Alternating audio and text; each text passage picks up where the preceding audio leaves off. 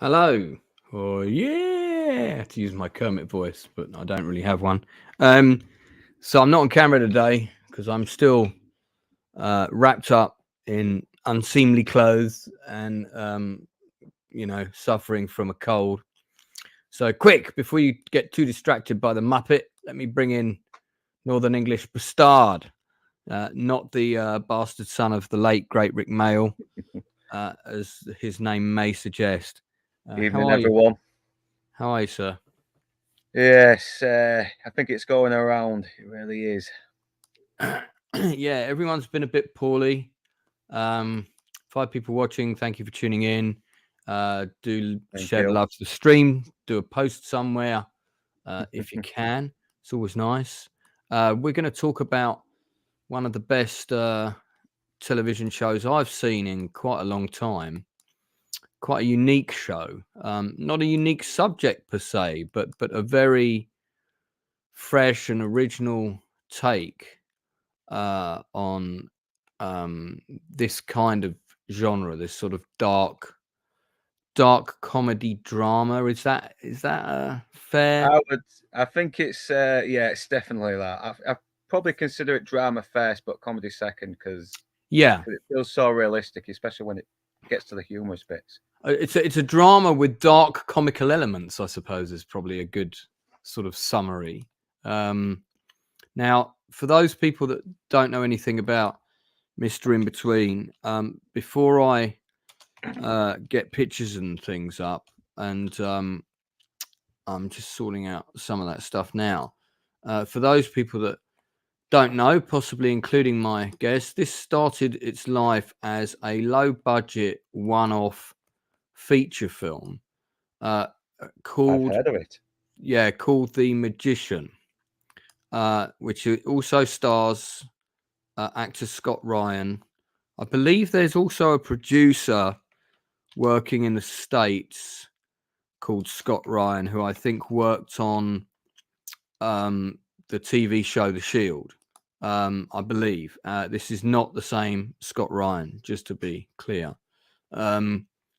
But Scott Ryan's a sort of a certain type of actor. He's kind of Australia's answer to Sean Cronin. If you've seen my industry interviews, you'll know who Sean Cronin is. So The Magician was a movie that came out in 2005, and it was kind of done in the style of This Is Spinal Tap, except that you're following the life of a doorman, effectively a bouncer, and it's a mockumentary, and this camera crew kind of follows him around for a day. I think it's for a day or two. It's a long time since I've seen it, but I have seen it. And were you familiar, Northern Bastard, with a 1990s movie that came out around the same era of Reservoir Dogs, and it was a French film, and it was called Man Bites Dog? You've mentioned this before, and that was also like a documentary about hitmen, maybe. Yeah, so it was shot in black and white, low budget, about a film crew that followed round this hitman for a week, and the hitman would talk straight to camera, and it was done in exactly the same style as The Magician. And the funniest bit of the movie for me was when he comes across another hitman on a job, and they end up having a shootout, and that hitman has also got his own documentary crew with him, making a rival documentary. So like the documentary crew like get involved in the firefight, and they gradually start becoming complicit in this guy's crimes, a bit like in the film with Mickey and Mallory, with their Jesus killing Christ. spree. Yeah, and at one point Wayne, the reporter, kind of gets drawn into their crimes when they're breaking out of prison. So this is if you haven't seen The Magician, you should. Is it essential to see The Magician?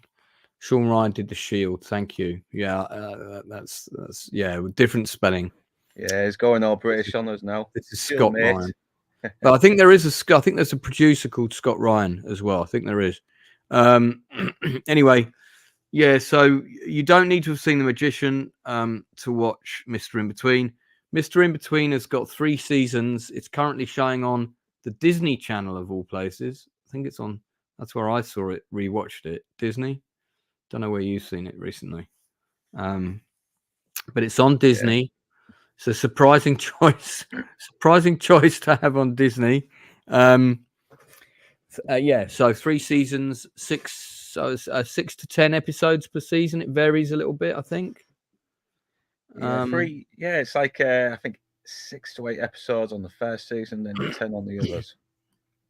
And what's unusual about the show, which I found a bit annoying when I first watched it, was that the show's its running time is only 30 minutes per episode, I think. Very quick 30 minutes for each episode. I tell you, yeah. I can't even tell which episode is different because they kind of blur together because they're so short.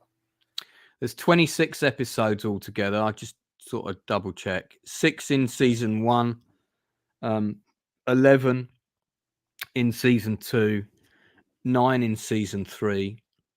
We'll talk about the pilot episode in a minute, but the pilot episode is called The Pee-Pee Guy. So just to set the tone for the evening. And Lord of Toxicity should be joining us. So that would be an apt description for when he arrives. So have you seen The Magician, Mr. Bastard? No, I did try watching it. It's free on YouTube, but halfway through it goes out of sync. So whoever uploaded it, please try and fix that. But halfway through, it was actually pretty decent. It was very gripping, very darkly funny, and it's definitely that same kind of humor you get in Mr InBetween. Right. Yeah, just wish I'd have seen the full thing. I really did. So just to give people an idea who are watching in the industry, this is it's quite a low budget movie, isn't it? The Magician. Yeah. And this was made in 2005. Mr InBetween was commissioned, the first season was commissioned in the beginning of 2018.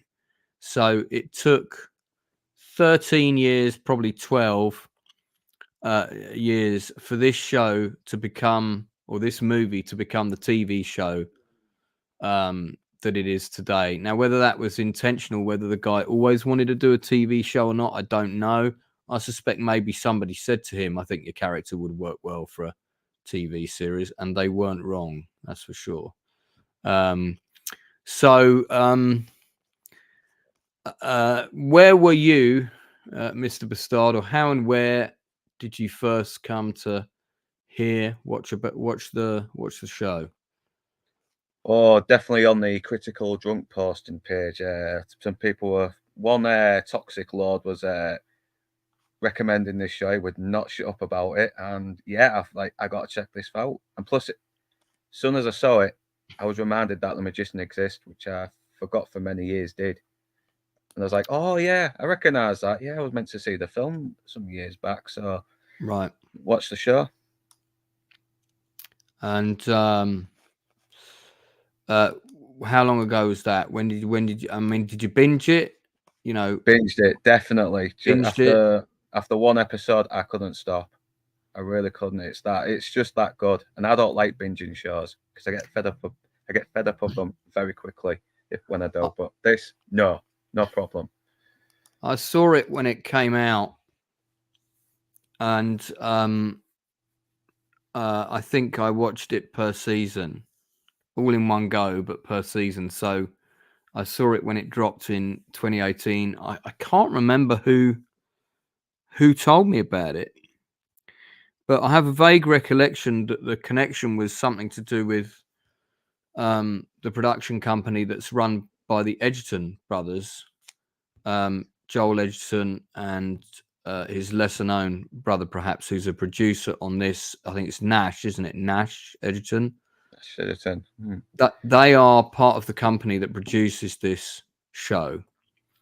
And that's not a Sterling submachine gun, as I originally thought It's actually called a what? Starter for 10. This could be a movie quiz question.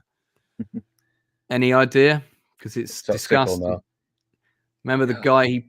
When the guy says, "I've got a present for you," and he pulls this gun out the boot, and Mr InBetween goes, "Oh, nice, a sterling," and he says, "It's not a sterling, mate. It's a patchet. Looks like a sterling, but it's better than a sterling." And it was an Australian derivative of a sterling, apparently, called a patchet. Yeah, because it looks very much like an old World War II machine gun that the Brits used to use. They used the Sten gun. This is the one that was the radio operators in Northern Ireland. They carried these in a patrol so that they had a lighter weapon because they had the heavy radio pack, as opposed to like an SLR or whatever. We had a replica one, or a deactivated one, sorry, for a play that I did. Got it. It didn't half fall apart easily, I'll tell you that. Jesus. First time I ever saw them was in The Spy Who Loved Me. They were the guns that everybody had on board the ship. This is a good scene. We'll get on to that in a minute. So you binged it what, about a year ago or how long ago? A few months ago. Fucking hell. Oh, right. It's quite recent for you then. I know. Yeah, I've been getting into a lot of trying to rewatch more new stuff. Right. What else have you seen recently that would you say is of a similar standard? Well, I was going to say Banshee Black is a little bit more hyper-realism in some areas, but it's not much I can think of that's got the same kind of feel as Mr InBetween has. So, not recently anyway. Mr InBetween does feel very grounded. It feels very real. For anyone who hasn't seen it at all, it's set in Melbourne. Scott Ryan plays the Mr InBetween of the piece. He's a recently released ex-con from prison. He's got a daughter. He's a single dad, divorced. The mother is still around, but they're not together. His character's called, that was it, I was just checking the name, Ray Shoesmith. He's got a best mate that he's known from school who's also kind of a low-level sort of criminal. And then he works for a guy who runs a strip club, doing errands for him or taking care of business on a job-by-job basis, and then later works for security for him. And the pilot really shows that he's not a guy to be messed with. And I've wrote some pretty extensive notes actually about the pilot, so let me grab those. But yeah, I thought it was one of the best pilots I've ever seen. And even though this show is only 30 minutes per episode, a frustratingly short 30 minutes, my God, they don't half pack a lot in. There's no wastage. There's no moment in time where you're like, I wish this show would pick up. Every scene has relevance. Every scene tells you something more about either one of the supporting characters or Ray Shoesmith himself. The actor who plays the owner of the club is Damon Herron, who some people will recognize as Charlie Manson from Once Upon a Time in Hollywood, Tarantino's last picture. But Ray is kind of like, he's a no-nonsense, strikes a hard bargain. And in the pilot, his dialogue is really minimal. Most of his dialogue is in response to other things people are saying. And you learn more about him by his actions in the pilot than I would say than anything. But do you remember the opening scene from the pilot? Yeah, the scene where the kid was supposed to make a bet and didn't because he bumped into a mate and got fucking high. Yeah, went and spunked all the money on drugs. Yeah. And he's sort of lying to him, and he's on the phone to Damon Herron's character. I think it's like the guy's like Yeah, he's trying to really talk his way out of it, but they're not yeah. buying it. They really are. They know what they've had a few people do errands like that and fuck up in the past. You can tell. Yeah. And they've seen it all before. They know when they're lying. Especially Yeah, Ray. he kind of tries to make small talk and doesn't really work. And then eventually, when he admits what he did, the guy says, "Well, don't kill him, but you're going to have to smash him up a bit."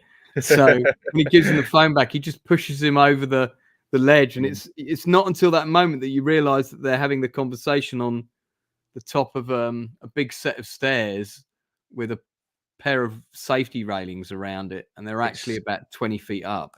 Yeah, it's such a morbid reveal as well, and I like how he just fucking smiles at him, reassures him before he kills him. It's like that bit in Goodfellas where he goes, "Killers don't come with anger; they come with smiles." If I'm well, he doesn't kill him.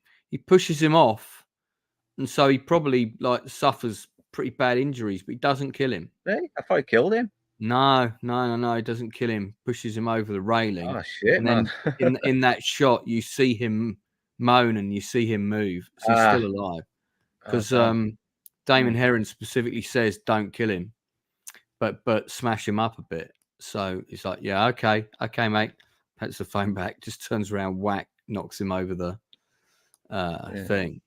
Yeah, that's what we mean by dark humor, though. It's because he's so casual about it as well. Because he's been doing it for a long time. It's like it's just another job to him.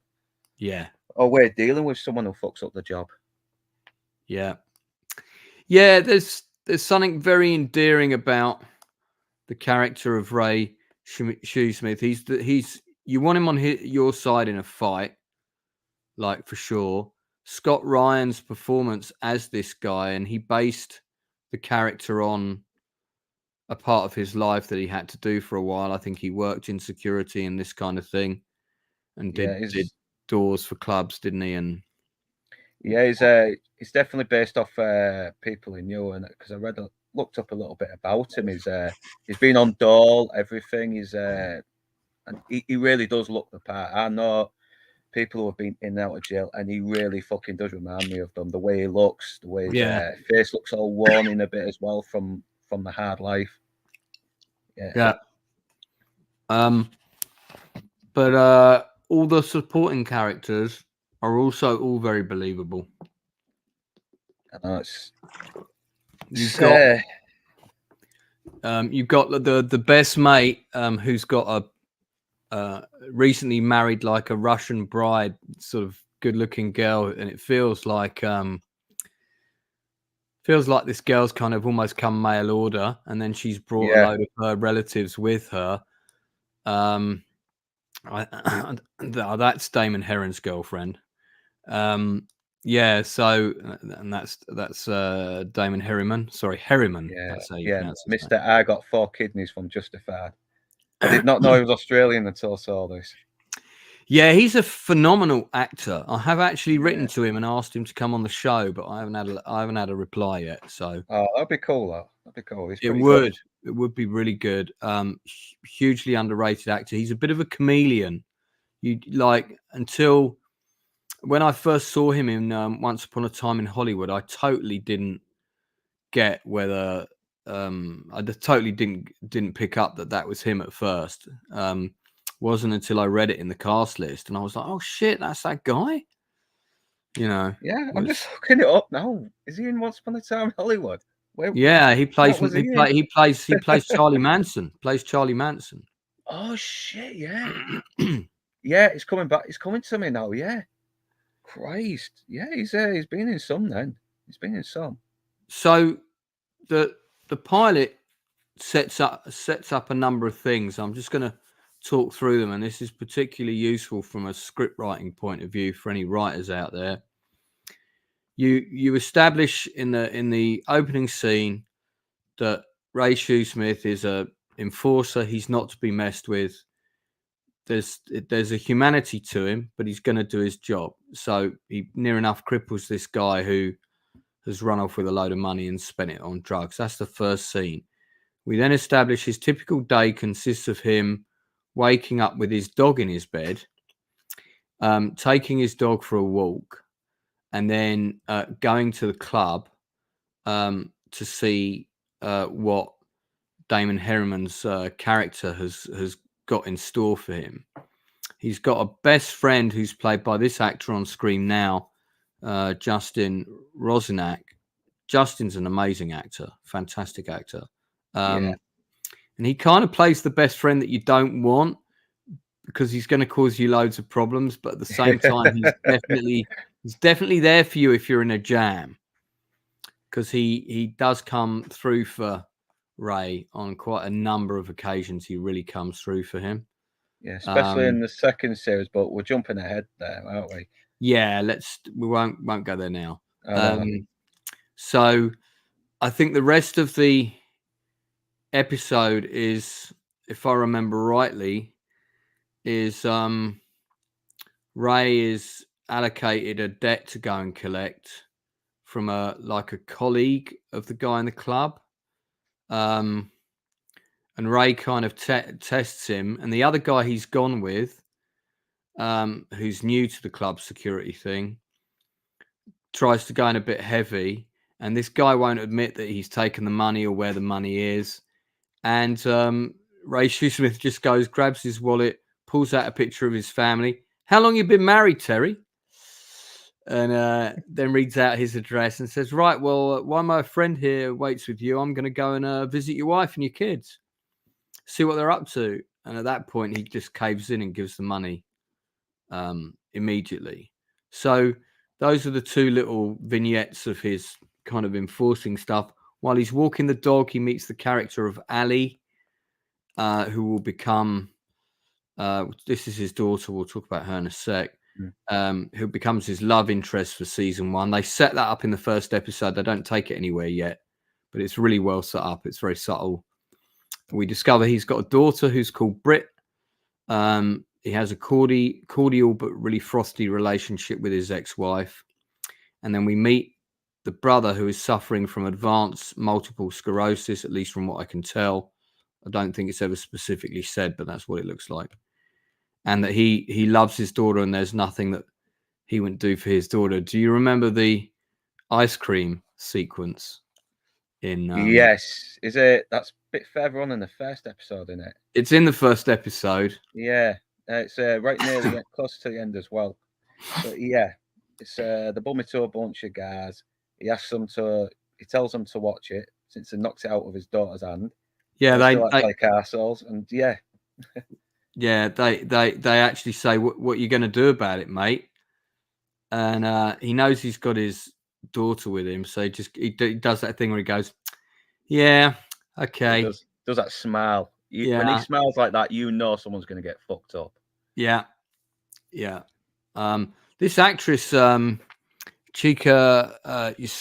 Yusumura, I mean, she's older here. This is from a still from the later season. When she's in season 1, she can't be older than 10, and she's phenomenal. I mean, she's an amazing actress considering all the stuff she has to do, you know. It's a very rare thing because kids don't have the experience. Adults still as actors, but yeah, sometimes you get a feel that really do sell it. She's really good. If she stays in the profession, I think she's going to go a really long way because she's so good already. But there isn't a week. I mean, this has got really good casting, this show. I'm just going to try and get to the earlier stills.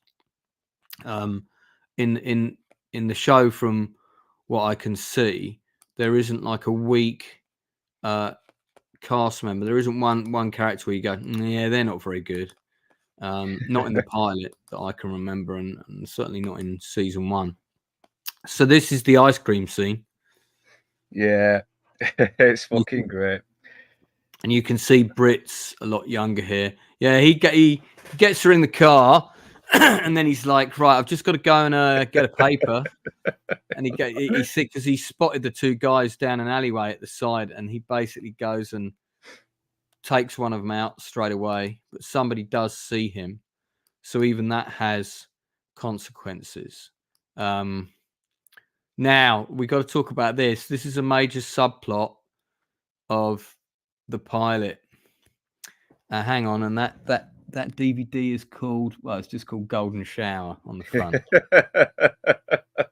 So a major hilarious subplot of the pilot is the best friend, who's played by Justin Rosenak here, and his new young Russian wife, Lizzie Shabesta, has discovered the hidden porn collection of Gary. So Ray's best friend is called Gary, seen on the right here. Gary goes to see Ray and says, "Look, mate, you gotta do me a favor. You got to tell my wife that the porn that she found is yours, and I was just hiding it for you."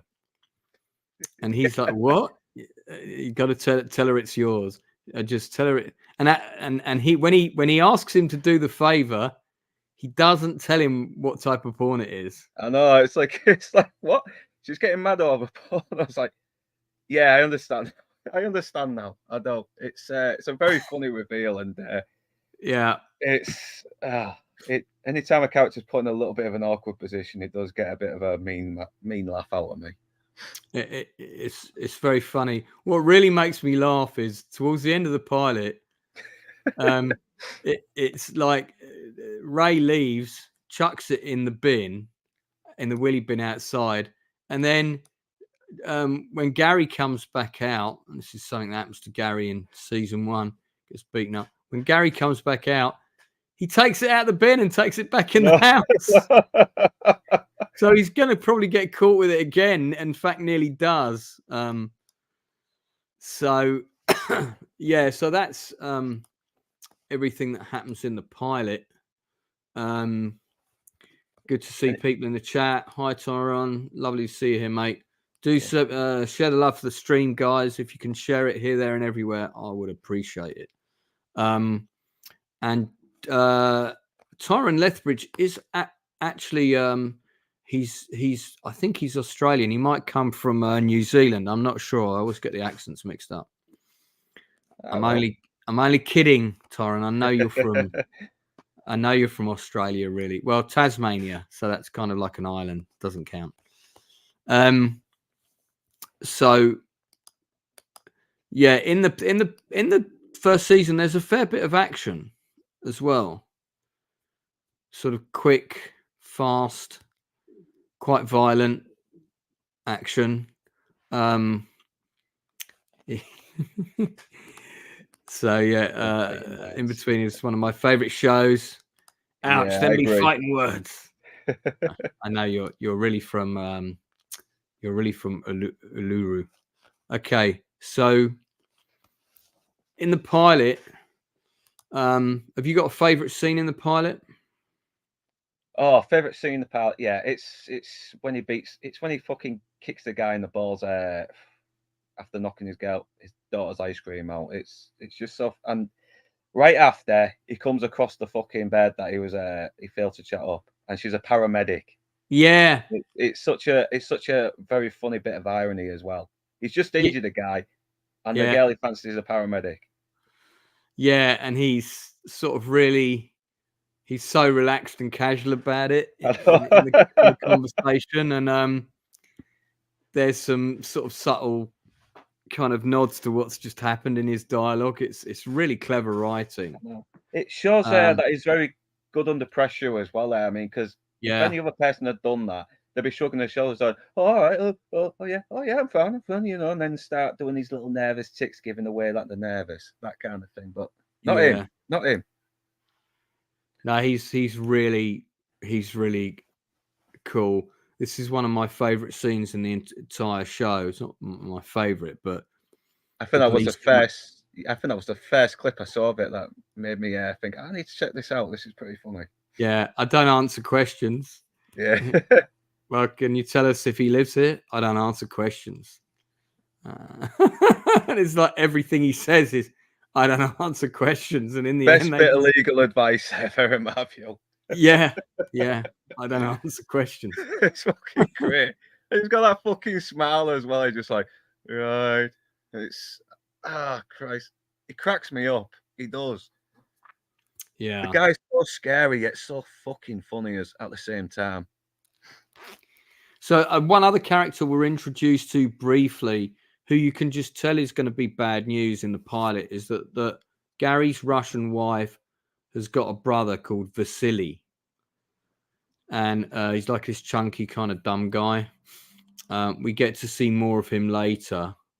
But it's blatantly obvious that he's probably going to be, the wrong bloke to get to go into business with. And Gary's kind of doing stuff with him. So there's a lot of setup in the pilot. You get introduced to all the main characters, including Ray's brother. Now, the actor that plays him, that's an amazing performance. Because I don't know if he's got the disability. Oh, that's an incredible scene, but we'll talk about that later. Just trying to, I know there's a, this is the guy who, he gets the picture of the family and he craps himself and just gives up the money. This is the love interest, played by Brooke Satchwell, very experienced actress. She's very pretty. She's a very pretty woman as well. Phenomenal as well in this show. Yeah, she is really likable as well. I mean, can really tell why he likes her. She's got this warmth to her that's that he knows is missing in his life. Yeah, that's true. Yeah, and the whole show's about what he's missing in his life in a way. Yeah.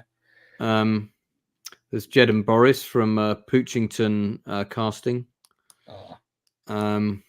Now, this is what I was looking for. So Nicholas Kasim, who plays the brother, and I guess over the course of the show, we kind of see his health deteriorating because his MS is quite advanced.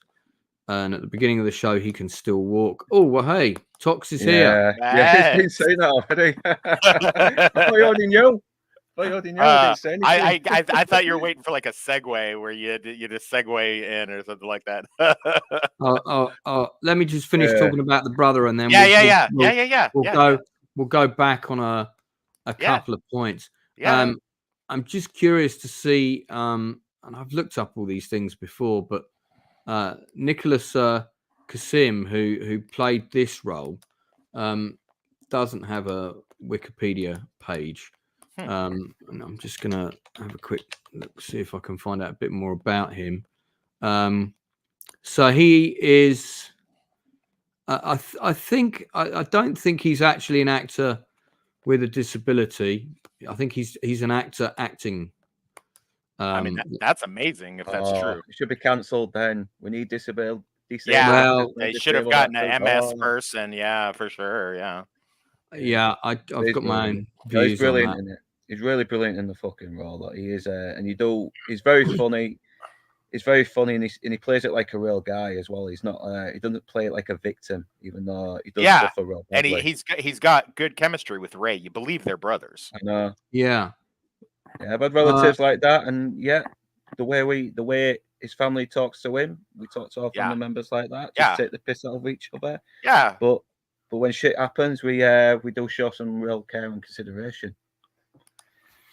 Yeah, he's got 42 other acting credits. He's in a mini series called The Messenger. And he was also in The Last King of Cross. I have talked about that on my channel before. That's a true story kind of crime drama, very similar to an Australian show called Underbelly. Each season was like a different decade of crime in Australia, seen through the eyes of a number of different real life characters. So both very good shows. So he doesn't have the MS then? I don't think so. I'm trying to get a visual on that, but unless he's playing characters with a disability in all of these things, he's been acting since 2015. Mr InBetween was only his third on-screen job. So that's, I mean, if he's either way, whether he's got the disability or he hasn't, it's a phenomenal performance. Absolutely. Yeah, just a first class piece of acting. And one of the things I really love about this show is that every character in it, every supporting character that you meet in the pilot has an arc, has a narrative. None of them end up at the same place that they started by the end of season 1, except for maybe Ray, although I think he's gone through some changes because by season 2 we get a glimpse of his by episode 2 we get a glimpse that he has got a moral compass, which I'll come on to in a bit. So Tox, where and when did you first hear about the show, see it? So I kept seeing it on TikTok, clips of it, and I thought it looked interesting. And then I got back in July of this year, they had a Hulu, which is owned by Disney. So over here, it's Hulu, not Disney, that they have it on. Right. And but I understand that Hulu is they're in bed with Disney. So Hulu was doing this thing for $2 a month for 3 months. So I said, well, what the hell? And I got on it, and it just popped up in my recommendations. And if something pops up in my recommendations, I'll take a look at it. And because it was, I saw the runtime, and where you were sort of perturbed with the runtime, I was like, oh wow, 30 minutes. That'll work with my attention span real good. So I jumped on it. Agreed. And I was just blown away by, like, I was like, how does this escape me? And then I looked at when it originally aired, and I was like, oh, because I was in prison. That's why I didn't see it. So okay, well then that's fair enough then. But yeah, so and I think, wasn't it you, Lance, that told me that you got onto it and then you just blasted through it in like a few days? That I saw it I saw the first season when it first came out. Okay. But maybe not like literally the week of release, but sure. And I remember that the gap between me seeing season 1 and season 2 being released was quite short. So I must have probably seen it about 6 months after its release. Okay. Season 2 was there, and then literally a year later we had season 3. But each time we got hold of it, me and my ex-partner, it was like The Crown. We just sat down and blitzed it, Sure. Yeah, I think it was 3 days. I just watched the whole thing in 3 days. Like I think what surprised me on the running time was it was a show that kind of felt like it was in the same territory as things like The Shield, very grounded, very real. Yes. Even though, yes, there was dark humor there. So I wouldn't package a show like that into a 30-minute running time. It felt like, so every time it ended, we were always like, shit, that was so quick. Is there not like another 10 minutes? It took us 3 episodes to realize that the running time was 30 minutes because they pack so much in. They do. It's very dense. It's very dense show. Yeah, for sure. They still managed to keep it, but they still managed to keep it tight, though, don't they? So yeah, it never feels oversaturated or no, and it doesn't meander about, and it doesn't do a lot. If I have any complaints about the Shield, is that sometimes the Shield would kind of cannibalize itself. They'd redo the same stories over and over again, and I guess that's to its credit to some degree. And I'm sure somewhere down the road we'll talk about the Shield, but I noticed that I'd be like, oh, okay, so we're doing this character arc again, or we're doing that. Where Mr InBetween is very tight. It's very it's dense with its storytelling, but it also has really good pacing. So, yeah, really, really. There's not a minute of boredom in a single episode. There's always something in every scene, even the downtime scenes, which might be something with the brother or whatever. There's always either new information or they're building more sinew on the bones for those relationships. Everything, every line of dialogue means something in the show. There's no waste here at all. No, even when they're talking about trivial things, mundane conversation, it still feels like it's not being overdone the way sometimes Tarantino can be guilty of. Yeah. Where it kind of meanders into what's that word? Where things be a just bit kind of self-indulgent that time. maybe, self-indulgent, but also kind of flights of fancy. You know, like it kind of goes off and kind of spins around, and that's not always a bad thing. Sometimes it's interesting, but this show, it's just like, this is really good at show don't tell, and you guys know what a big fan I am of. I don't want it explained to me. There's a early scene. Oh, by the way, are we full spoilers or what? Well, I'm doing it episode by episode. So we've done episode 1, so you can mention anything in episode 1. Well, you know how is that episode 1? I don't want to step on the rules here, but is it episode 1 where he kills the wrong guy? No, that's what we're coming up to now. Oh, okay. Then I'll shut my fat mouth for I'm going to get into that in a sec, but we'll because that comes on to my point about him having a moral compass. Yeah. So you got to binge it 3 seasons in one go pretty quick, I imagine. I think it was over a holiday weekend. I know for a fact that I went into work and I broke one of my rules working at the bar, where I was looking at my phone as opposed to looking at the crowd when I was bouncing, because I was watching my phone, and I had a late night, till like 4 a.m. and I think I watched like at least 4 episodes in one of those shifts. So I like carried it along with me and had the Hulu app on my phone and just watched it while I was working. Luckily, no fights broke out, so it was no big deal. But I was about to ask how many bar fights go while you were watching that. I'm watching my program. Yeah. How many bar fights did Mr InBetween cause in a blasting each other? I'm trying to watch my fucking show. Fuck them. They're brothers. It's fine. That's definitely the definition of irony. Let's keep the rude language a little bit limited if we can. Apologies. I've actually been toning it down. Yeah, no, I'm trying to with no success. Let me run through episode 2 quickly, and then we'll talk about it. So it opens straight away with this jogger who gets whacked on the head by Ray. When he comes round, he kidnaps him, sticks him in the boot of the car, and then forces him to dig this hole, which is what's happening here.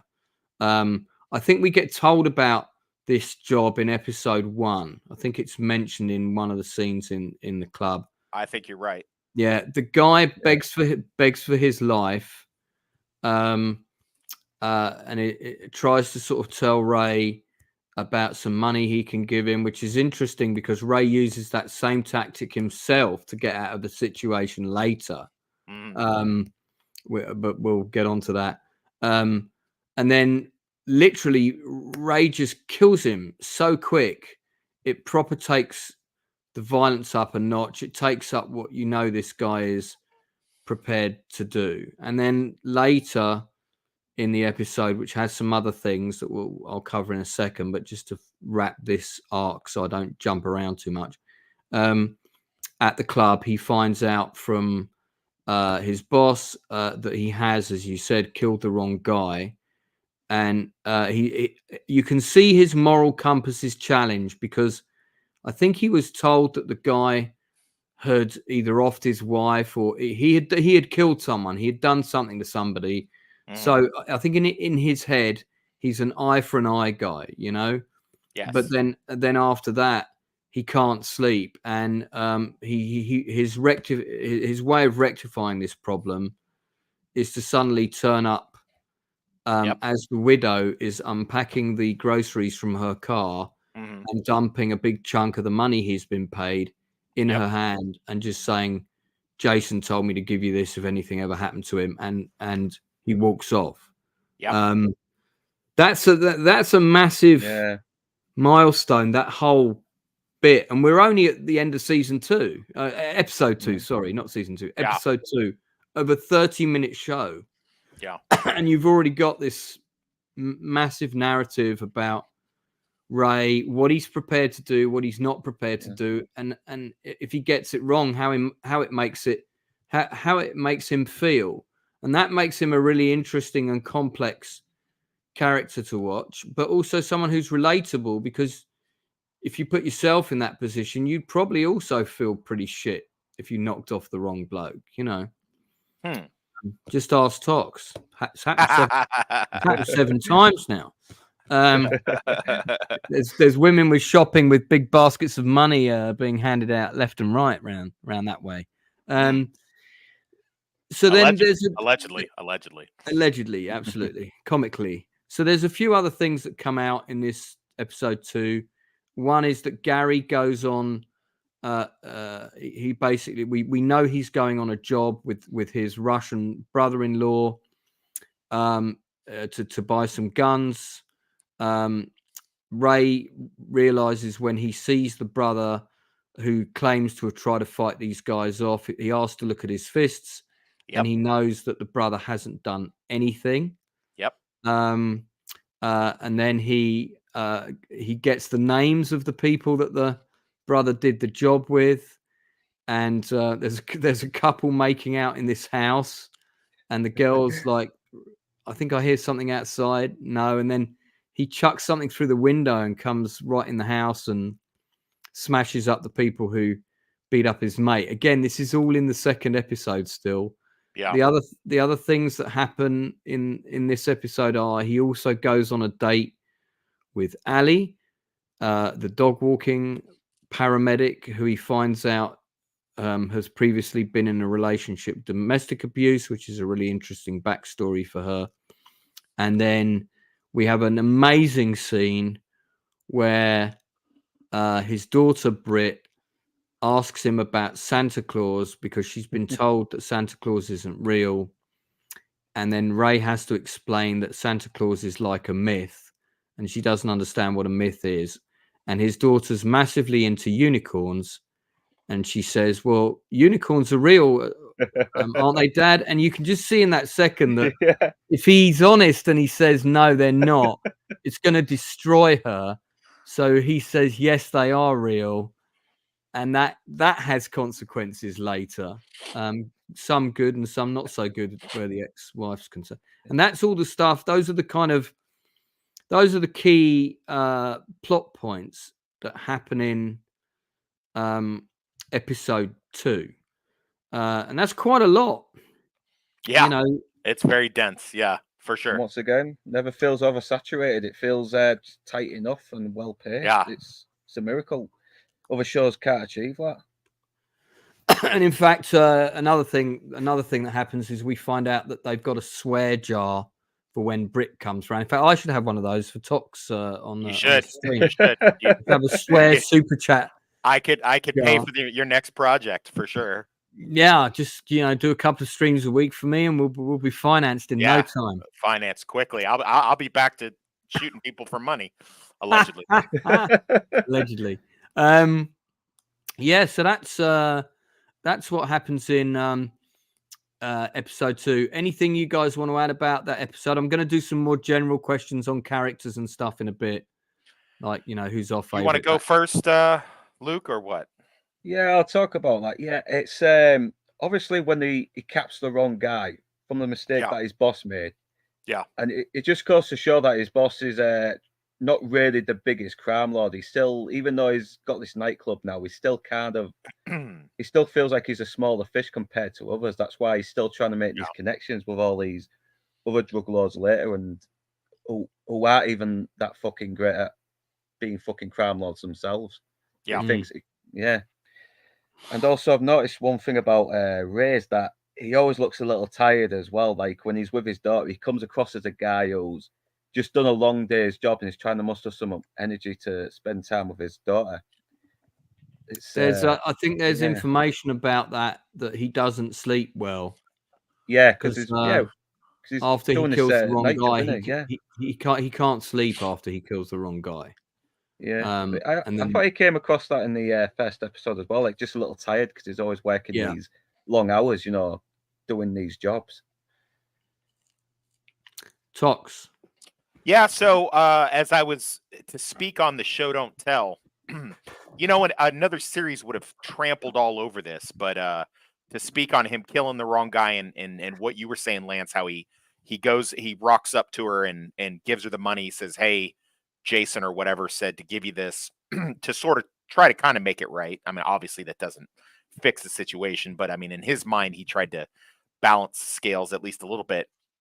Another show would have trampled all over that, would have made him and her have a relationship, would have over talked it, would have, and it's just basically him rocking up to her one day and just dropping that cash and then, GTFO, getting the freak out.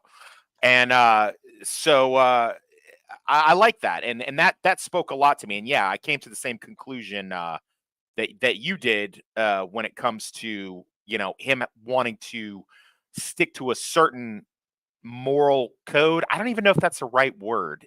He definitely has a code of ethics in a way that align with how he sees the world, but he doesn't, and he tries not to violate it. Although in later episodes and seasons, we will see how that kind of the juxtaposition of that. But yeah, I really like that, and that's one of the early signs that just tells you who it is that you're dealing with. He doesn't like that, and the look. One thing you didn't mention, when he finds out it's the wrong guy, and the club owner guy from Justified kind of like laughs it off as like a joke, like, sent you to get the wrong guy, ha ha ha ha, and he's just like, yeah, don't ever do that again. Like, you knew there was going to be a serious cost if he, he's like, listen, I'm a serious person on a serious job. Don't send me on bolo missions to go do something like that. Like this I'm not playing around here. So I like that. I like the whole, and that's his friend. It is his friend. It's his boss, but it's also his friend. And he looks at him with like, hey, this is not, don't muck me about here. I don't like it. This is not what I do. So no. Oh, hang on. I'm muted. No, I'm not. I'm not muted. No, we got you. I can hear you. Yeah. So the club owner, who's very much a kind of middleman, he's the one who gets Ray the dirtier jobs. He hears about them on the grapevine, says, yeah, I know a guy. It's that whole, I know a guy who knows a guy kind of thing. Right. Like I know Northern Bastard who knows Toxic sort of thing. So, there you go. He's the closest thing to a hitman I know right now. And you are retired, aren't you? Just checking. Allegedly. Allegedly. So, yeah, and I mean, as time goes on and we find more out about the guy the guy who owns the club, who's played by Damon Harriman, as I mentioned earlier, fantastic actor. He's actually, you think he's quite loyal to Ray for a while. He's always trying to get out of paying him money or trying to negotiate him down. But he comes across as reasonably loyal. But then later you find out Freddie, that's his character name, Freddie, that's not the case. And when he does betray Ray, which is in a different season, so I won't dwell into it now, but it's quite a big shock. It's like, oh shit, man, you can't trust no one. Yeah. And so that's a big one. That's a big moment in the show, I thought. Moving on to episode 3, and there are only 6 episodes in the first season, so don't worry if you're listening. We're not going to be here all night. Tyron, if you're still listening, mate, I forgot, man. I did say you could come on this. So what I'm going to do is I'm going to drop you the invite link into your Facebook, buddy, because I know you're on my Facebook page. And if you do want to come in, then please do, because it would be good to have an Australian on the show. And I did say Tyron could come on. That was when we had it lined up for the different date last week.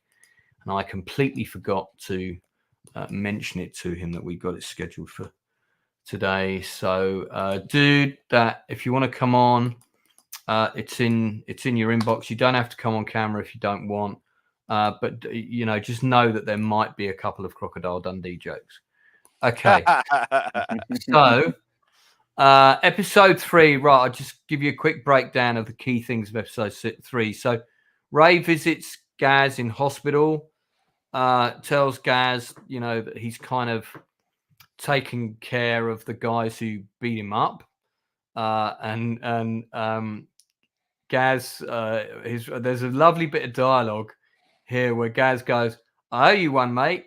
And Ray just says, "Yeah, I'll add it to the list." So you know that's really big. Then he goes to see the Russian brother, and I think he knocks him down the stairs in the kitchen because the brother tries something. I forget exactly. And so he sort of bashes the Russian brother. Then Ray has to attend an anger management group because somebody saw him kick the kid in the balls who knocked his daughter's ice cream. Yeah. That's great because he's quite different from everybody else that's in that group. And it's funny because each of the men in that group probably only get like a line of dialogue each. But with the line and their performance, you know exactly what type of man each one of them is. Yes. Yeah, there's like one who hits. There's one who hits his partners, isn't there? Yeah, and the kids. Another does his hits his kids as well, and it kind of pisses him off. It pisses Ray off as well because it's like I kicked a guy in the balls who deserved it. These people are fucking bullies. What am I doing here? Yeah, he says, I'm wondering why I'm in a room with people who hit women and kids. Because he said, you got something to contribute, Ray? Yeah, this is it. Yeah, but those scenes, I kind of missed those scenes because they don't last all the way through the show. I think they dropped them at the end of season 2. But I missed them when they'd gone. We find out that the crew that Ray bashed in response to them robbing and beating up Gaz was belonged to a local Aussie Greek gangster called Davros, which no connection to the leader of the Daleks, although this version could well be appearing on Doctor Who soon. Who knows? And Davros is let me get this right. He's the brother-in-law of Freddie. Yes. Yeah. They're like kin by marriage. Kin by marriage. So Freddie informs Ray of this, and he's going to say, "Look, you're going to have to make it right." Anyway, and then the funniest bit of episode 3 is Vasily, the dumb Russian brother-in-law of Gaz, comes back to rob him, and takes him down to the safe. And then he forgets to bring a bag to put the money in. So he's robbing Gaz, who's just come out of hospital. He knows Gaz has got money in the house, and Gaz manages to delay him long enough because he's working the dial on the safe and keeps saying, "Mate, you've made me skip 7 now. I've got to start again." all of that is just brilliant, and he delays him long enough for Ray to arrive. Yes. And there's also when the brother-in-law arrives to actually rob him, Gaz is in the middle of watching his pissing porn video. Yeah, he likes it. He likes those, doesn't he? He's just got comfortable, thinks like no one's in. And then when the wife arrives, she says that a bird flew into the window.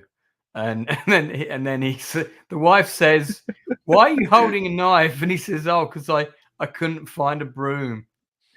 And then when Ray arrives, he shot the brother-in-law in the head, and I swear to you, I thought that guy was dead. I thought that was same. And I think that's what we're supposed to think. They're getting ready to chop up his body, and suddenly he retches up and he's alive. And Gaz goes, "He's alive." Ray says, "Thanks for that, Captain Obvious." and the brother-in-law runs out the house, and those are the key moments of episode 3. A lot of comedy in episode 3, a lot of funny, dark moments, especially with the character of Gaz. Justin, who plays Gaz in this episode, really gets a lot of screen time and shows what a fantastic actor he is. There's Damon, who plays Freddie again. So Toxic, anything to chip in about this episode? Well, Not too much on this one. I agree. They bring the humor back a little bit because it was getting a little serious a bit there. I will say that the what is it, the anger group or something like that? Yeah. Anger management group. Yeah, so all of my crimes are of a violent nature, and so I've had to go to these at least 20, 30 times. I love hearing all these details about you for the first time on my live stream. I feel like I should have had some sort of screening process. But anyway, please continue. So, and they're very much like this. There's always these, they stick you in there because that, regular Joe society thinks that if you beat somebody up, you hurt somebody, that you're in the same league with somebody that whacks their wife around or beats their kids. And I had the same exact, revulsion that Ray did. And I've had that was almost scene for scene of stuff that I've been through. And then of course you get this, you'll get this, liberal, arts major psychology dropout that's in charge of the group that wants to tell you how, society shouldn't be like this, and you shouldn't act out on your anger, and you shouldn't do this, and you shouldn't do that, and and you feel totally justified, and you have to kind of pretend and play along so that your probation officer doesn't throw you back in the clink. So I love those episodes. I love Ray's interaction with the people, and I love that, like, they almost might as well be two different species, him and that the therapist psychologist guy. You know what I mean? Like, they can't even speak to each other. They don't even understand what the other person is saying. So that's probably my favorite bit in the whole thing. The other slapstick stuff. And I guess I'd say that although I like to think I'm a lot closer to Ray, I'm probably a lot closer to Gaz or Gary, the friend, because I'm definitely that friend that can come in clutch, but I'm usually more of a pain in the ass. Right. Than anything else. I can quite easily visualize that about you. That and the similar porn tastes. I don't quite have an affinity for that yet, but you told me to keep it clean on the stream, so let's keep it clean. No spooky ghosts. Northern episode 3. Just anything to add? Anything I missed out, maybe? Yeah, I do. It is the scenes where he's in the anger management groups. It just gives more insight into who this character is, and without totally spelling it out, and its dialogue is much more natural, and it's not expository or anything. But yeah, I do get what Toxic's saying, and yeah, I see these people all the time. It's not just in anger groups; it's in job search groups where people have worked a long time in jobs, suddenly on the fucking scrap heap, can't find anything, and you got someone who's trying to tell them what they should do to get a job who've never been in their shows. And he definitely does, and the guy on it definitely does strike me that type. He's had his degrees in university, but he's never quite lived or had any experiences to justify his position to be there, to relate to any of the people that he's supposed to be working with. This is Toxic's face, I believe, in the anger management meeting. Lance, you want me to do what? Smile. I love that smile. It's so funny. Is but that the episode where he says the world's full of a-holes, and he says, why? Because we let him get away with it. Is that the same episode? Yes, I believe so. It's that conversation is certainly in season 1. That led me. That's the clip from TikTok that led me to the show, where it popped up, and he's like, yeah, I bashed them, and because they were being a-holes, and he says, well, Ray, the world's full of a-holes. He goes, yeah, you know why? Because we let him do it. And I was like, what is this? What is this show here? And then when it showed up on Hulu, I was like, all right, let me take a look at this. Rennie's saying, my husband, that's Tyron, made me watch this. Seasons 1 and 2 are decent. Got to hear about the cultural references and the significance of some of the locations. But said, except season 3, I thought season 3 was fine. I don't know why the problem with it. Well, I could see her issue with it. I'll bring it up when we get to there. I understand what she probably doesn't like about it. We'll probably cover that on a separate stream, as we'll focus on one for this. One. I don't doubt that for a moment. That's so. This, by the way, this actor Jackson Tozer, who again is very good, plays the part perfectly, is the dumb Russian brother-in-law. Okay, you give me safe money now. Money, you give me money now. Oh, Rennie's gone in quite hard, straight with a number 2. Season 3 was shit. Well, we need to get you on, Rennie. We I need like to get season you on. 3. Need to get you on to talk about that at some point. I bet I know why she doesn't like it too. Remind me. I'll tell you when we get there. Yeah. Tell me in the green room afterwards. Now, so episode 4, there's a sense that because Ray is forced to apologize to Davos, that apology doesn't really go very well. It's like very tense. He does. There's sort of an apology offered. Davos is trying to give it the big I am. That actor, by the way, who plays Davos, is a massive star in Australia. It's been in loads of things. Yeah, really big sort of heartthrob poster boy, and been acting since he was quite young. So at the beginning of episode 4, we've got that they meet to have a handshake scene, but you just know it's not over. And he forces them, the boss Freddie forces them to have that meeting together to put everything behind them. But the episode actually opens with this scene here with Gaz giving Ray the Patchett machine gun. I didn't know that there was a derivative of the Sterling machine gun called a Patchett. We were discussing that before you came in. Once he fires with that, you're thinking, well, that's quite a useful weapon to have. I wonder if we're going to see it again. Well, the answer to that question is yes, and in this episode. Other things that kind of happen are Ray kicks off in front of Ali for the first time. That's when they're about to pull out in the car park, I think. And then there's those 2 guys in that car, and they're going to come out and give him shit. And I think he gets out of the car, and I think he kicks one of them in the leg pretty hard, takes him down, and the other guy just gets in his car and drives away. And she's completely shocked, and she's like, "Are we going to talk about what happened today?" And then that cuts to a scene in the support group. What sort of day are you having today, Ray? Well, I had to hit someone. Can you see how anger isn't the answer to your problems, Ray? Well, but they were acting like arseholes, so they had it coming. It's that, which is great. We then have the scene with Ali meeting Britt, and I might have this wrong, but I think that comes about as a result of Britt accidentally walking in on them having sex. Or is that later? That's later. That's definitely later.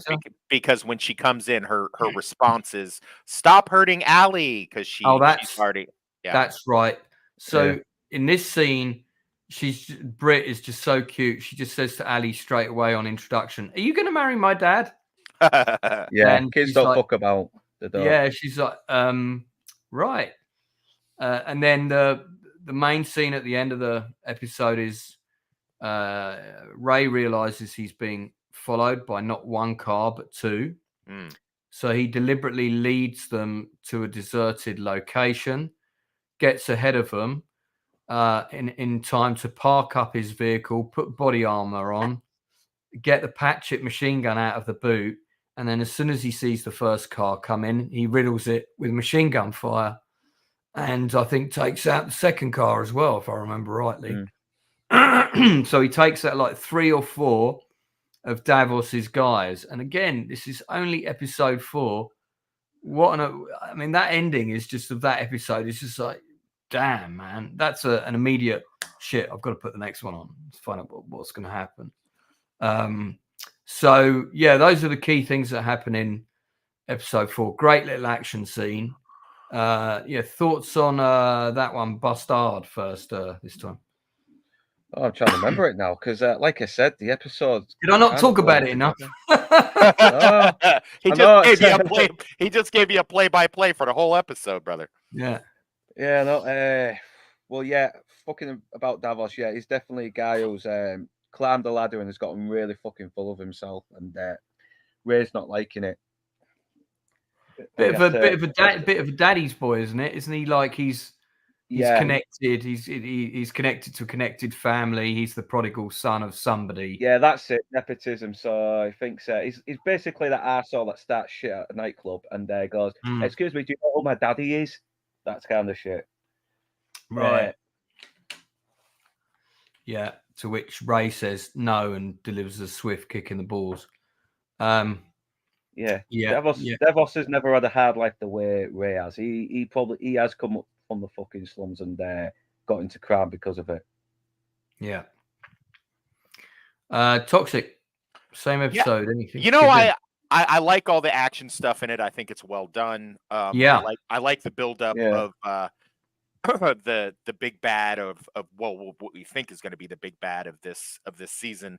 But you know what I like more? I like more the intimate stuff where Allie meets Britt for the first time. You know, and you're right, she's just an amazing little actress. I found her so believable, and I found Allie believable. Like they didn't get some supermodel.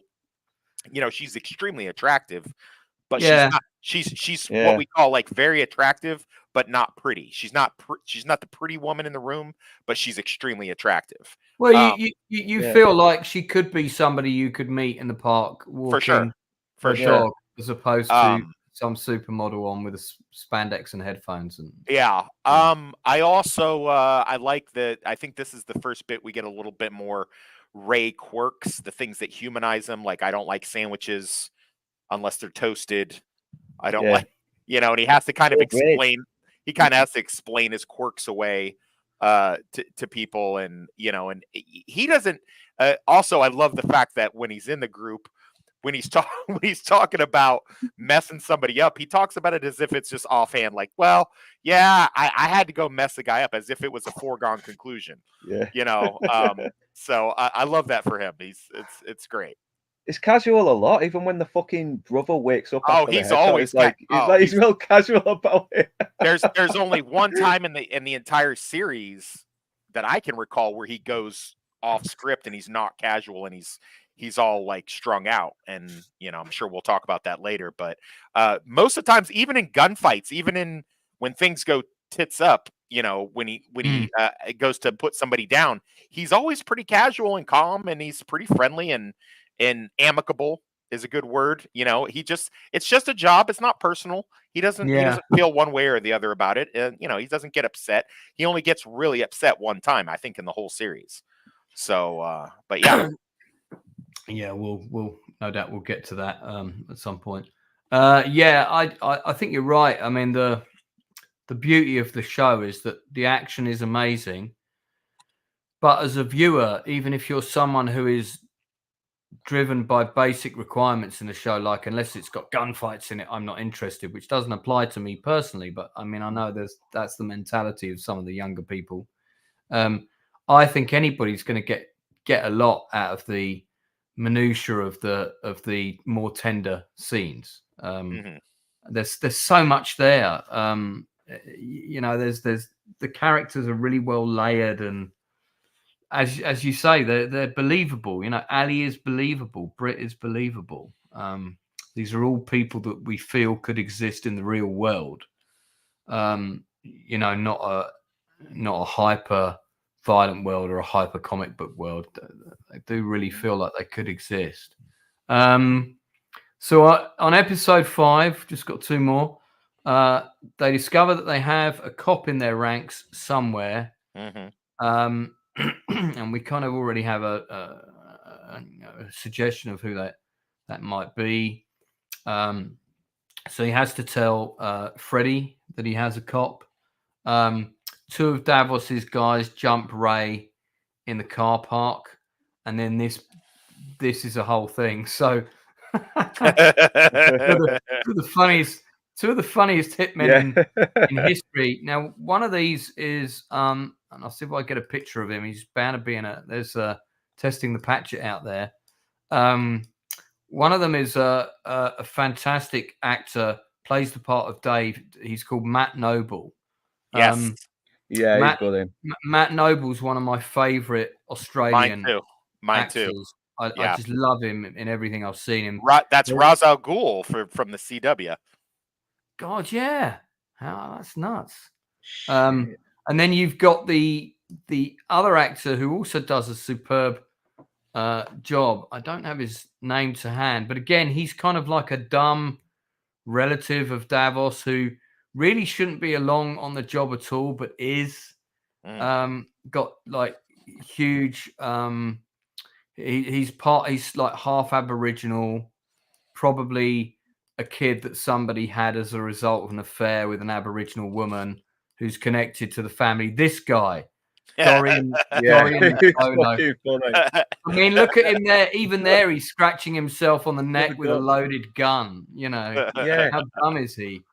And he has no fire discipline or anything like that. So this is where the show takes quite a bizarre turn, because these guys jump Ray, they force him to get in the boot, and then there's a whole conversation in the car, and at one point, and he's trying to sort of humanize with Dave to see where he stands with him in terms of what he might be able to do to get out of the situation, because he knows he's in the hands of another professional hitman. I think he's probably heard of the guy. They're kind of aware of each other already. It seemed that way to me. Yeah. It's implied, isn't it? And one of the lines I really love is because he realizes his captor's got a young daughter, and he makes that connection. Well, I've got a young daughter, and it's Matt Nable. Sorry, not Noble, Nable. But he says, well, what are you going to do when she starts dating guys? And his response is, well, I'll probably kill her first couple of boyfriends. So you got to be boyfriend number 3 if you're going to date Brit in the future at some point. They go to that hardware store because they've got to get things, because basically what's happened is Ray has talked them into keeping him alive because he's got a load of money buried, and he's prepared to give them the money if they let him go. And at first, Dave isn't tempted, but then he kind of realizes that maybe the money is real, even though he knows that this guy's going to try and escape. So he tells Dorian to watch him. He goes into a store to get a ruler, a steel ruler. So no, not a steel ruler, a gas cutter, because it's in a safe, isn't it? It's in a safe, and they're going to need a cutting torch, a cutting torch. That's it. And he comes back out, and the car's not there. It's like a really short space of time, and this guy is coming wandering back over, and he's like, "Hey, you, where's the car? I went to get some cigarettes, mate. I told you to stay with the car." and then that goes. We'll find out what happened in a minute. But the way that these two episodes are structured is really clever and quite different from the rest of the show. But it's no less gripping and no less fun. And I really do enjoy Dorian Nakono's performance as this kind of another brother-in-law, presumably, to this gangster family. Tox, anything else to add on episode 5? This is when the show. This was the time when I had to kind of skip back because I thought I had missed something, and I was like, "What is?" And at first I thought they were cops until the brother-in-law started acting like a big dummy, and I'm like, "Okay, so these are more goons." And so I was like, okay. So, and then I recognized Ra's al Ghul right away, and I was like, all right, he's in this. So I was hoping he'd be a main character. So, and then this is when the show sort of takes a bit of a whimsical, approach to, like how the randomness of crime is, things can always go wrong. You've got somebody in the trunk, and maybe the car gets stolen.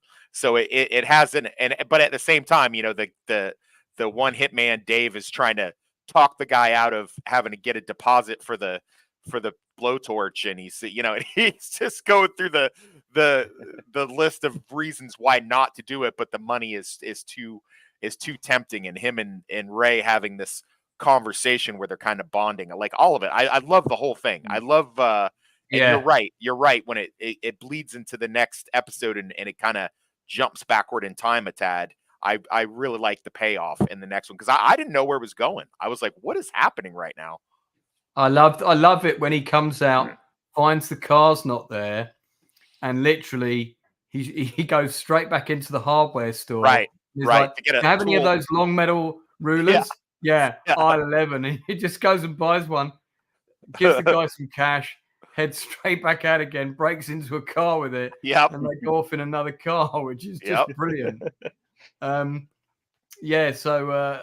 Bastard, anything to add on episode 5?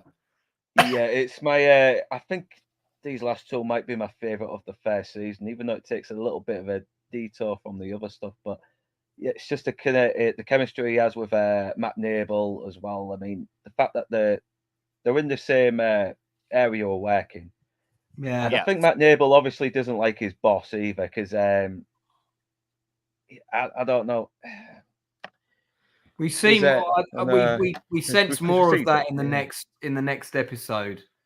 That you get more of that in episode 6 when you can see how he addresses him. Yes. What I like about his character is he's a professional. He's probably as professional as Ray. And he's stuck with this family member who's got to be fucking nice to a little bit, hasn't he? Even though he has no experience in it whatsoever. Yeah. And he doesn't like that. He'd rather be with another professional who knows what he's doing. Yeah. Yeah, which is, interesting. Well, that goes into episode 6, which opens with 2 stoners. Yeah. I was wondering what the fuck was happening there. I was like, well, what's happening here? Yeah. It's still got to do with anything, but on a bong, in a house. It's obviously a kind of a bit of a drug user's house. And at first I thought we were in Hull, but we were not in Hull. Understandable. And these are the 2 guys that went out and stole the car. And this is the thing that's great about the show. You think that somehow in that really small piece of time, Ray somehow broke out the boot while the guy went to get cigarettes and got in the car and drove off. But that you find out that's not what happened. What happened was 2 stoners saw these people go into the shop, leave the car. The car wasn't even locked. And they just wanted to sell off a car to a chop shop so they could buy more drugs to get high. Absolutely brilliant. And I love the fact that they take it to the top shop. They go to open the boot. They realize Ray's in there. They shut it again.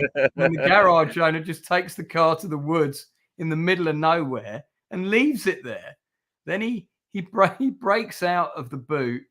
The guys are in the cafe, and they've got Ray's phone and the cutting torch with them. And Ray comes in and just stands there. And at this point, I don't think they've actually seen his face, the 2 guys that stole the car.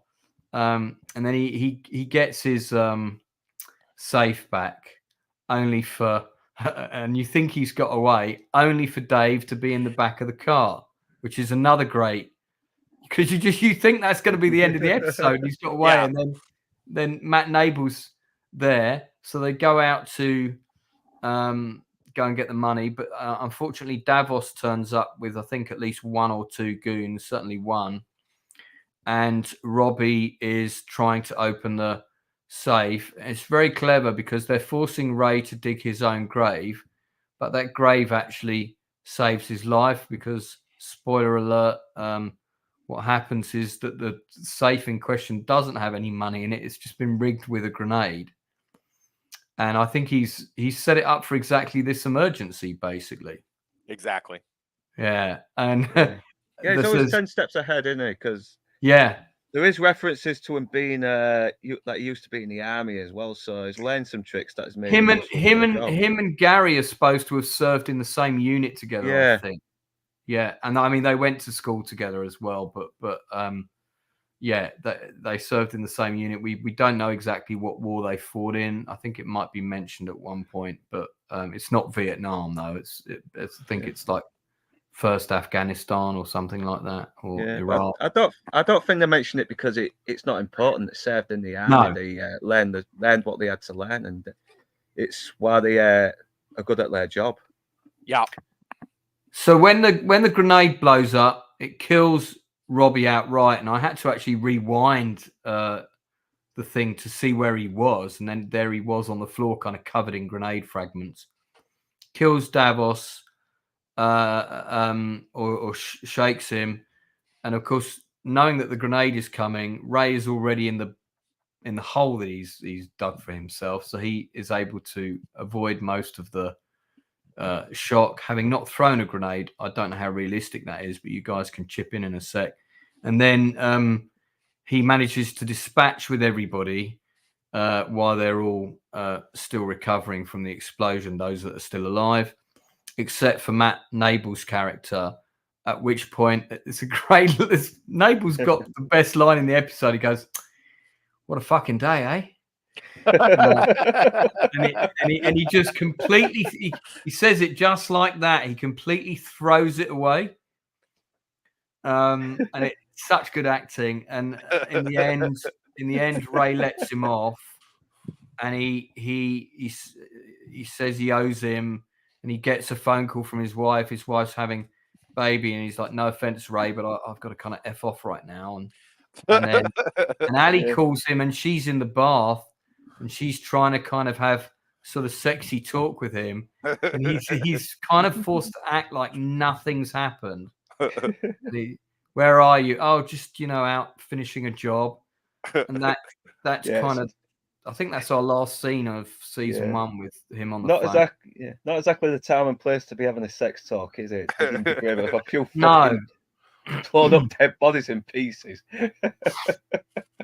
Yeah, because now he's got about 4 bodies he's got to bury as well. And this is the shots we've got on now. This is all this episode. So yeah, Bastard, what to add about this last ep? Yeah, it kind of, as soon as it ends, I was like, wait, is that it? Is that the end of the series now? Because you kind of wish there was more, because you're having such a... Because it's so interesting and so intriguing and so gripping. You don't want it to end right now. You really wished it had a little bit more of an ending to it. Well, I mean, it just begs you for the next. When's the next episode? I know. Plus, I'll go back to the Stoners as well. I mean, even though they're not on it for long, you get their history straight away. It's like me, Toxic, and Blow Colin Stupenzo said about the Kill Bills. Even the characters that are in there for like 10 seconds have a lot of layers to them that you get straight away as soon as you see them.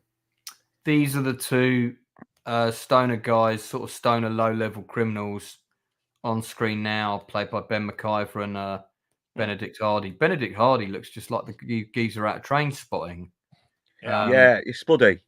Yeah, that was also in Black Hawk Down, funnily enough.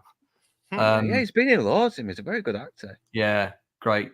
This guy was great. The guy in the garage, because and what's really funny is they're having that whole conversation about the guy in the boot of the car, and while they're having it, Ray suddenly appears in the background of the conversation.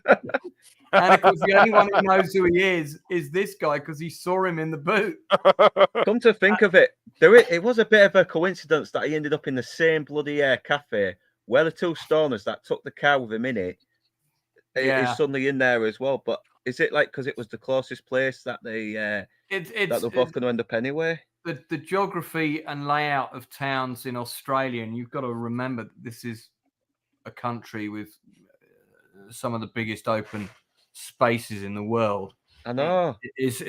Small towns are kind of quite sort of centric. There'll probably only be 1 chop shop in a town of this size. There'll probably only be 2 places where you can buy dimmies. And I had to get it explained to me what dimmies were. Dim sum, little dim sum. Dim sum. Yeah. Just making sure you got the dimmies. But we call them dimmies. I love that they call them dimmies, And so it's not going to be that. That's why I think Matt Nable's character kind of says if we drive around a bit, we're going to find him. Oh, this scene was brilliant.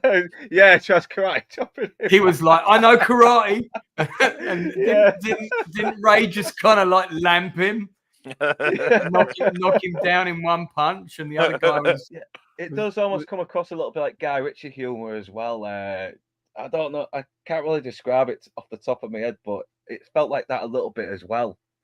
But at the same time, there's definitely a bit of that in there, but without the over stylization. Yeah, it's just sort of because life is funny. You do find yourself in weird situations. I mean, I went out on a date tonight. Don't get me started, and you know, and it's often sort of silly things that make you laugh.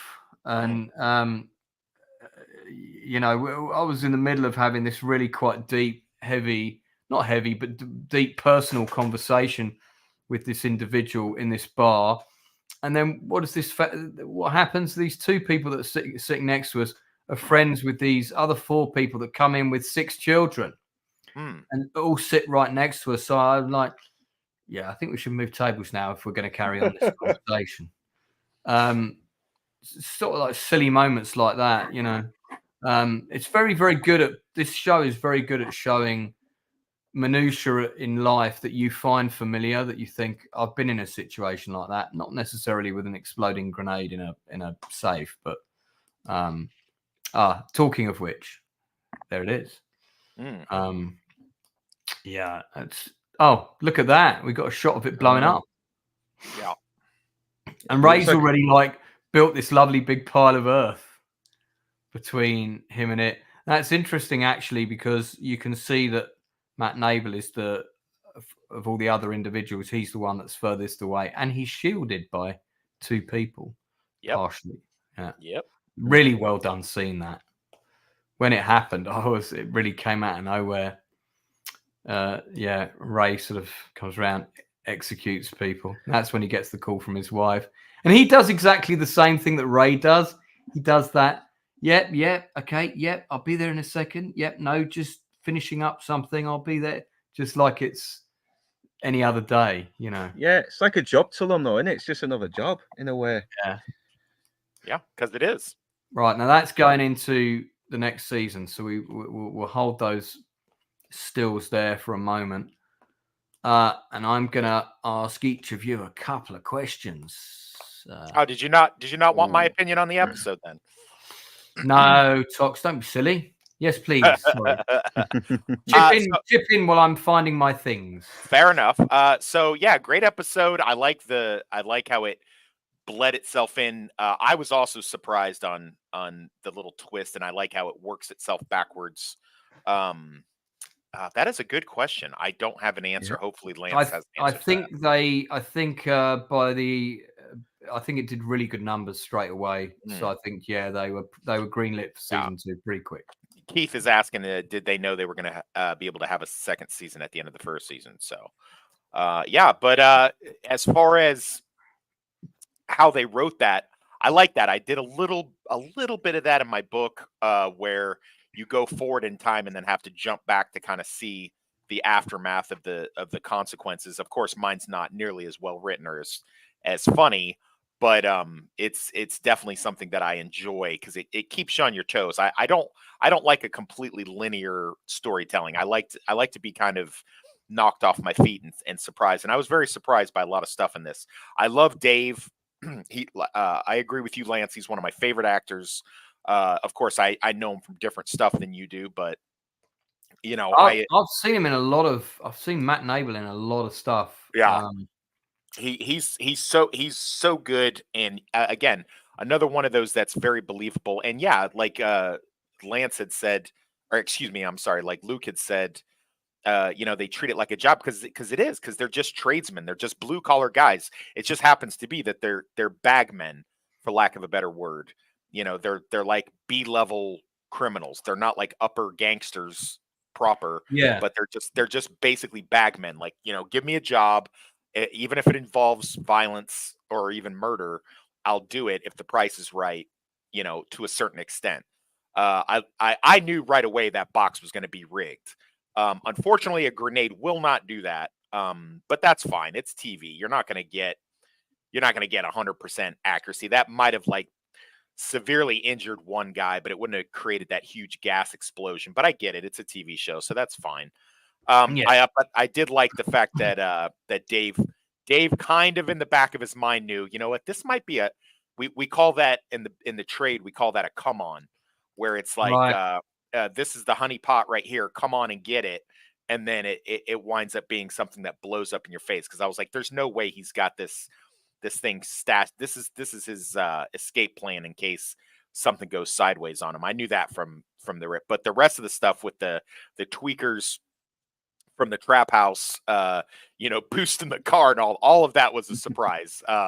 Dave thinking on his feet and grabbing a ruler so he can go boost another car. That was great. And that's priceless. Like, because it happens so quickly and he's just on it immediately, Yeah. And then at the end where he's just like, what a day, huh? As if, they've just worked a 12-hour shift and, which to them it is, and he's like, well, I got to go pick up milk on my way home. I got the call about the baby, blah, blah, blah. And God, I love that. I love it so much. So yeah, great. And I didn't even think of this as the finale because the way my thing runs on my Fire Stick on my TV, it'll just pick up the next episode. So I didn't even know I was getting into season 2. It just popped up. Yeah. So I didn't know I was. Yeah. I can see how that. Yeah, because then it's very seamless in terms of narrative. Yeah. So you don't feel like there's been a big time jump. I think it's only when you see Brit that you think, oh, she looks a little bit bigger. That's really the only thing that gives it away. While we're on with Tox, so I don't forget to ask you this question. Ray, the character of Ray aside, who is your other favorite main character in season 1? Gary or Gaz. Are you guys? Is that a British thing to call him Gaz? Yeah, call him Gaz. That's an Australian thing as well. Okay. So that's played by Justin Rosniak. Yeah, he's my favorite. He's my absolute because he's so much like me, and porn proclivities aside, but he's such a goofball. But he's got an air of seriousness. And yeah, they, like Luke was saying, they were both in the military. You don't know. I sort of get the gist that Gary or Gaz was he's what we call a REMF, a rear echelon mother effer, which is someone who kind of just stays on the fob and maybe he was like a supply tech or he was a chopper pilot or something like that. He was a go-to guy like that. Whereas Ray would have been like a sniper or an entryman or an infantry guy or something to that effect. Yeah, I mean, he's a bit like Morgan Freeman's character in the Shawshank Redemption, except with a kind of water sports obsession. But yeah. So, I mean, just to talk about Justin a bit more, because I do like flagging up actors that people maybe don't know. And let's see if we can get a picture of him. And I'll shoot through these. He started his acting career in Home and Away. He did a few shorts and some things around that time. But that was him in the back of the car. There he is on the left. Started in Home and Away. Done about 42 episodes of Home and Away, including as recently as 2019. He did a show called 12 episodes of a show called Squinters, which for someone with that particular porn fetish is appropriately named. And then he's in a number of miniseries, some of which I've seen, which I'm going to recommend. So 3 or 4 of the cast of Mr InBetween are in The Last King of Cross. So the Cross is the red light area of Melbourne back in the day, not so much now.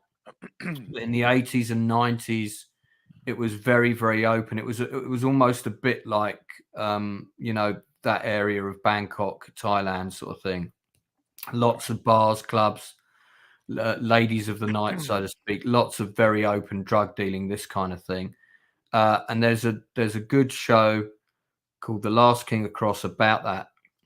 And he plays a corrupt detective in that. So he's playing a very different role, but he's a lot of fun in it as well. And you've got a number of other of the cast members in that show, including the guy who plays Davos. He's in it as well. So I would definitely recommend that. He's in another show called Wolf Like Me. That's not a mini series of Teen Wolf, as the title might suggest, but it's more of a. It's about a guy kind of dealing with emotions after, and to provide with his daughter after the death of his wife, and then there's kind of a sort of psychological thriller in there. He's got a supporting role, so he's not the main character, but he's got a good part, and it's a good little show. 2 seasons. I've only seen season 1. I say I watch a lot of Australian television. So, well, Matt Nable was in. Matt Nable was in that as well. I see. He was, yeah. Matt Nable's also in Last King Across. He plays a policeman, if I remember rightly. Yeah, I need to watch more Australian TV because after Chopper, they must. You need to watch. You definitely need to watch seasons 1 and 2 of Underbelly. And I've been hearing about that. Yeah. The funny thing is a lot of Australians don't like it, but I think it's great. I mean, I think it's a really good show.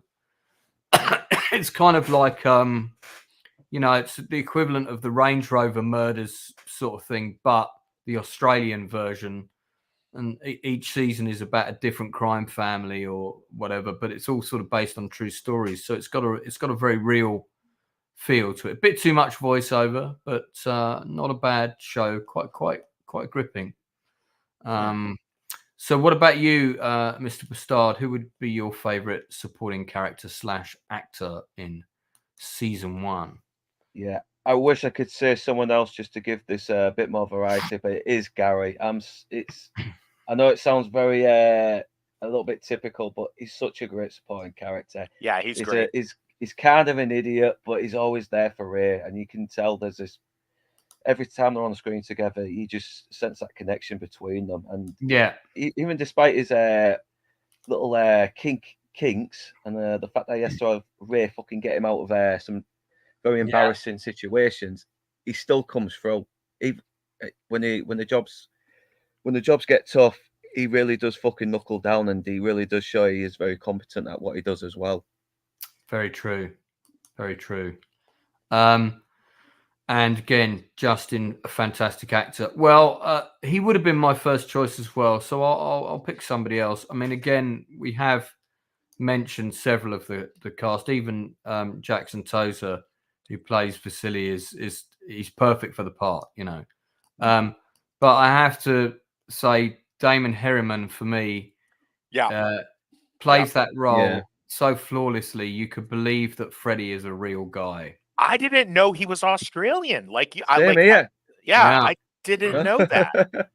Yeah, I didn't know it was Charles Manson in Once Upon a Time in Hollywood. I didn't know that either. I didn't know that either. Yeah, he's got an impressive array of credits for the States. He's done quite a bit with America, and seems to be one of these actors he's quite a serious guy. Rightly so, but he's stayed quite grounded, and he's not sort of up sticks completely and just living in LA, that kind of thing. He seems to flip back and forth between Australia, and he still does a lot of Australian content. So, and Los Angeles is called La La Land for a reason, and you've got to be a bit la la to live there, and that's why a lot of people, if they're at the right level and they can afford to dip in and dip out, that's what they do, and I think that's a very sensible. That's what I would do. Yeah, big respect to him. I mean, but I love him as an actor anyway. He's great in this. Big shout out though to the actor who plays the brother, the brother with multiple sclerosis. Here he is. Big shout out to the actress who plays Brit, and also to Brooke, who plays Ali, who can also be seen in the Jury show, which one of the other cast is in. That's something I do need to watch. Okay, so season 1, favorite jaw dropper of a moment. I'm going to go first on this one. So many to choose from.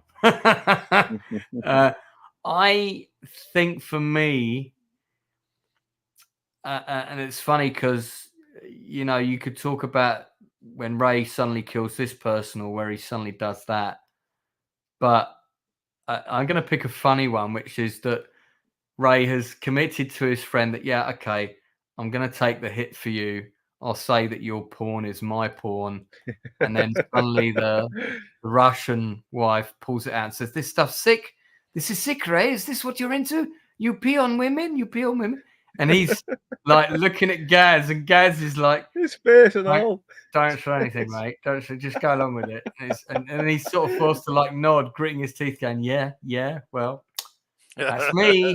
And I didn't see that coming. I didn't know what it was going to be, but I didn't see that coming, and I was in fits of laughter. I mean, I do like the scene with the machine gun as well. That's very, very good. But yeah, for one when my jaw fell on the floor, mainly just because I couldn't stop laughing, yeah, it would be that one. Tox, what about for you? Definitely, and I'm glad you brought it up because I can remember laughing so hard at work that people thought, they were like, what is Wes looking at right now?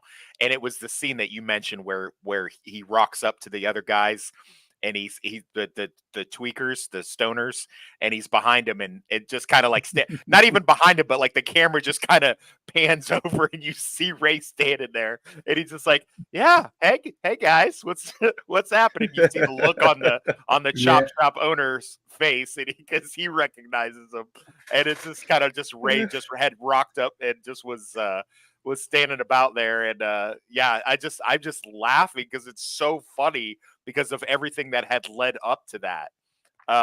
So yeah, followed really closely by when you think he's away and safe, and Dave pops up on him again, and I was like, are you serious right now?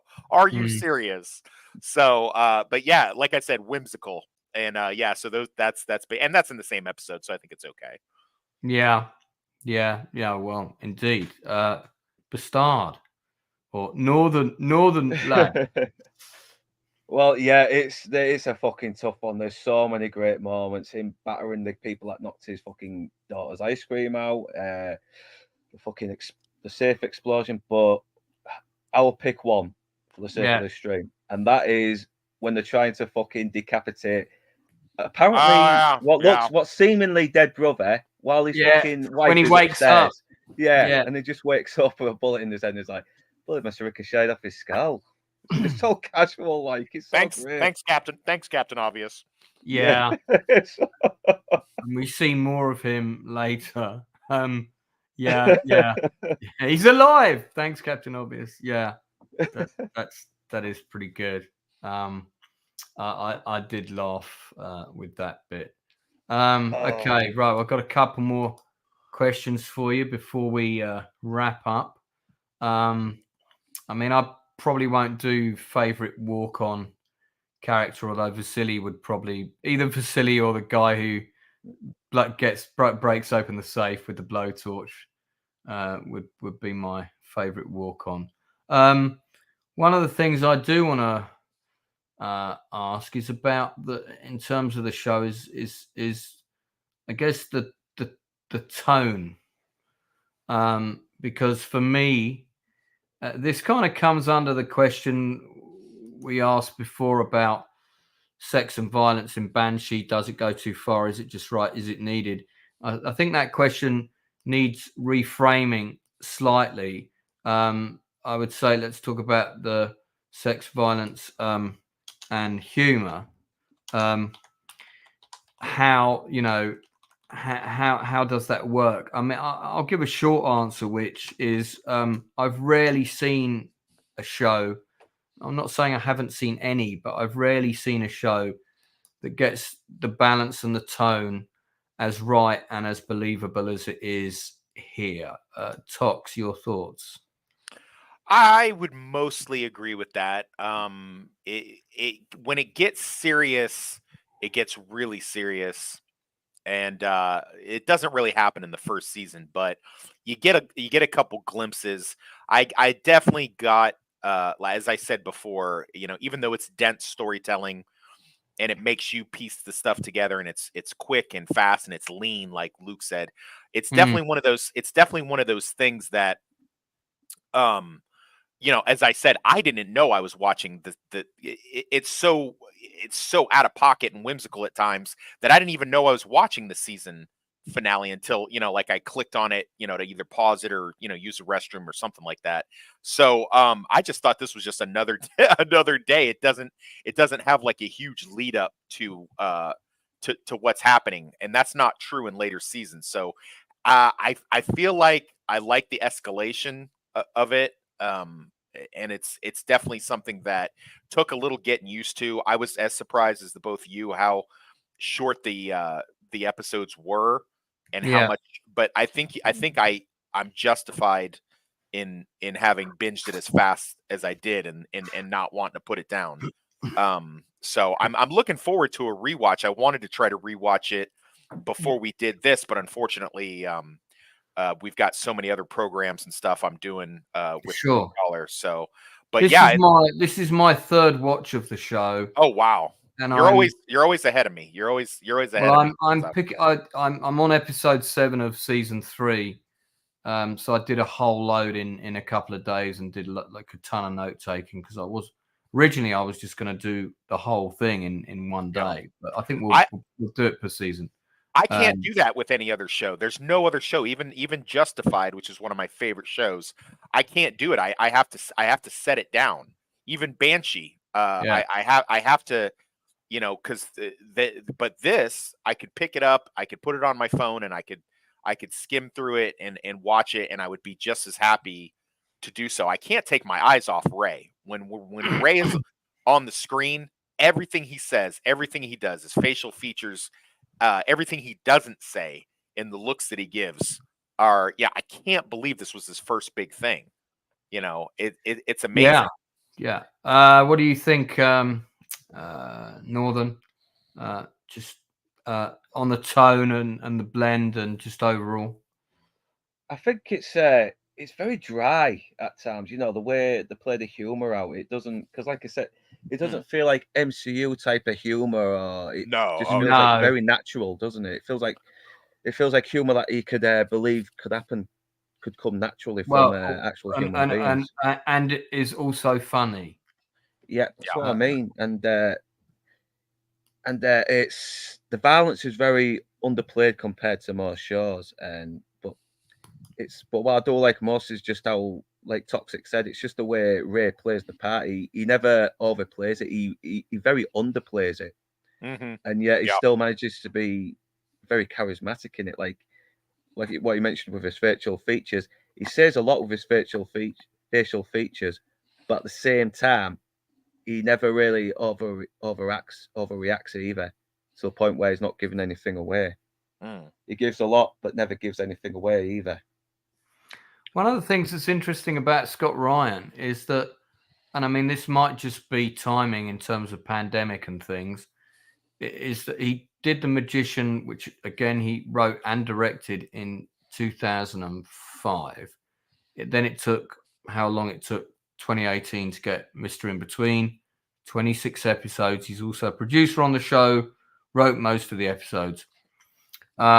And the only other information I've been able to obtain in terms of his career is that he was signed by CAA in 2020, I'm presuming right before the pandemic, probably, after Helen Mirren and her husband, Taylor Hackford, urged this Hollywood agent to watch this show. And as a result of watching this show, they've offered to represent him. But I suspect he's doing all right financially because the show's obviously been a big hit and he's a producer and so on. But he hasn't done anything else. He's done no other roles. Yeah. I can't find any reference to him acting on stage. He's my age, which means obviously we should be best mates. So you should get in touch, Scott. We should go down the pub. But I'm just curious to, what's he going to do now? Can he only play this character, or can he play other characters, or will he be typecast as kind of sly, slightly cerebral bad guys? You know, what Bastard? What do you think? I don't know. I really hope that's not the case, because he was kind of holding on to this character well after 2005 when he did The Magician, and I did see an interview of him once saying that he seems to be a little bit pissed off with the way the movie making industry was treating him as well. Like, right, that's interesting. Yeah, because I found he was saying, if all know the feeling, mate. Yeah, know the feeling. Yeah, no, yeah. He was Been saying, I know, because he was saying, all those people that work normal jobs and are happy with it. I wish I could be like that, because this industry, because this is all I'm really ever good at, and to be honest, it can be a bit stressful. That's interesting. I mean, it may well be that he just doesn't want to make the leap to Hollywood, and he might be quite content to. I won't be surprised. He's probably been, I would imagine he's probably been set up with a studio with some development money and a first look deal. So somebody's probably given him, you know, not silly money, but some money to live on. Go away and write the next thing you want to do, and we want first dibs on making it. That's normally what happens for someone who gets a hit of this nature. And it would be interesting to see what else he comes up with. I mean, I think it would be great if the next thing he did is completely against and as far removed of this type of person possible. Yeah, show some range. Yeah, just if he's some kind of, not, I don't want to use the word nerd because that conjures up the wrong image, but just someone who's not menacing, whose presence is indifferent in a way, and that for him to achieve that would be quite difficult, but not impossible. It'd be interesting to see what he does with that, you know. I'm sure he could be cast in heavies in Mission Impossible and Marvel films for years to come, but I bet he doesn't want to do a Marvel film. No, I don't think so. Plus, this is a guy who had fuck all, no jobs, barely any money, and this is what has kind of given this golden goose here. Well, that's all gives the rest of us hope, which is always nice. So let's just go with season 1 for now. Season 1, Mr InBetween, and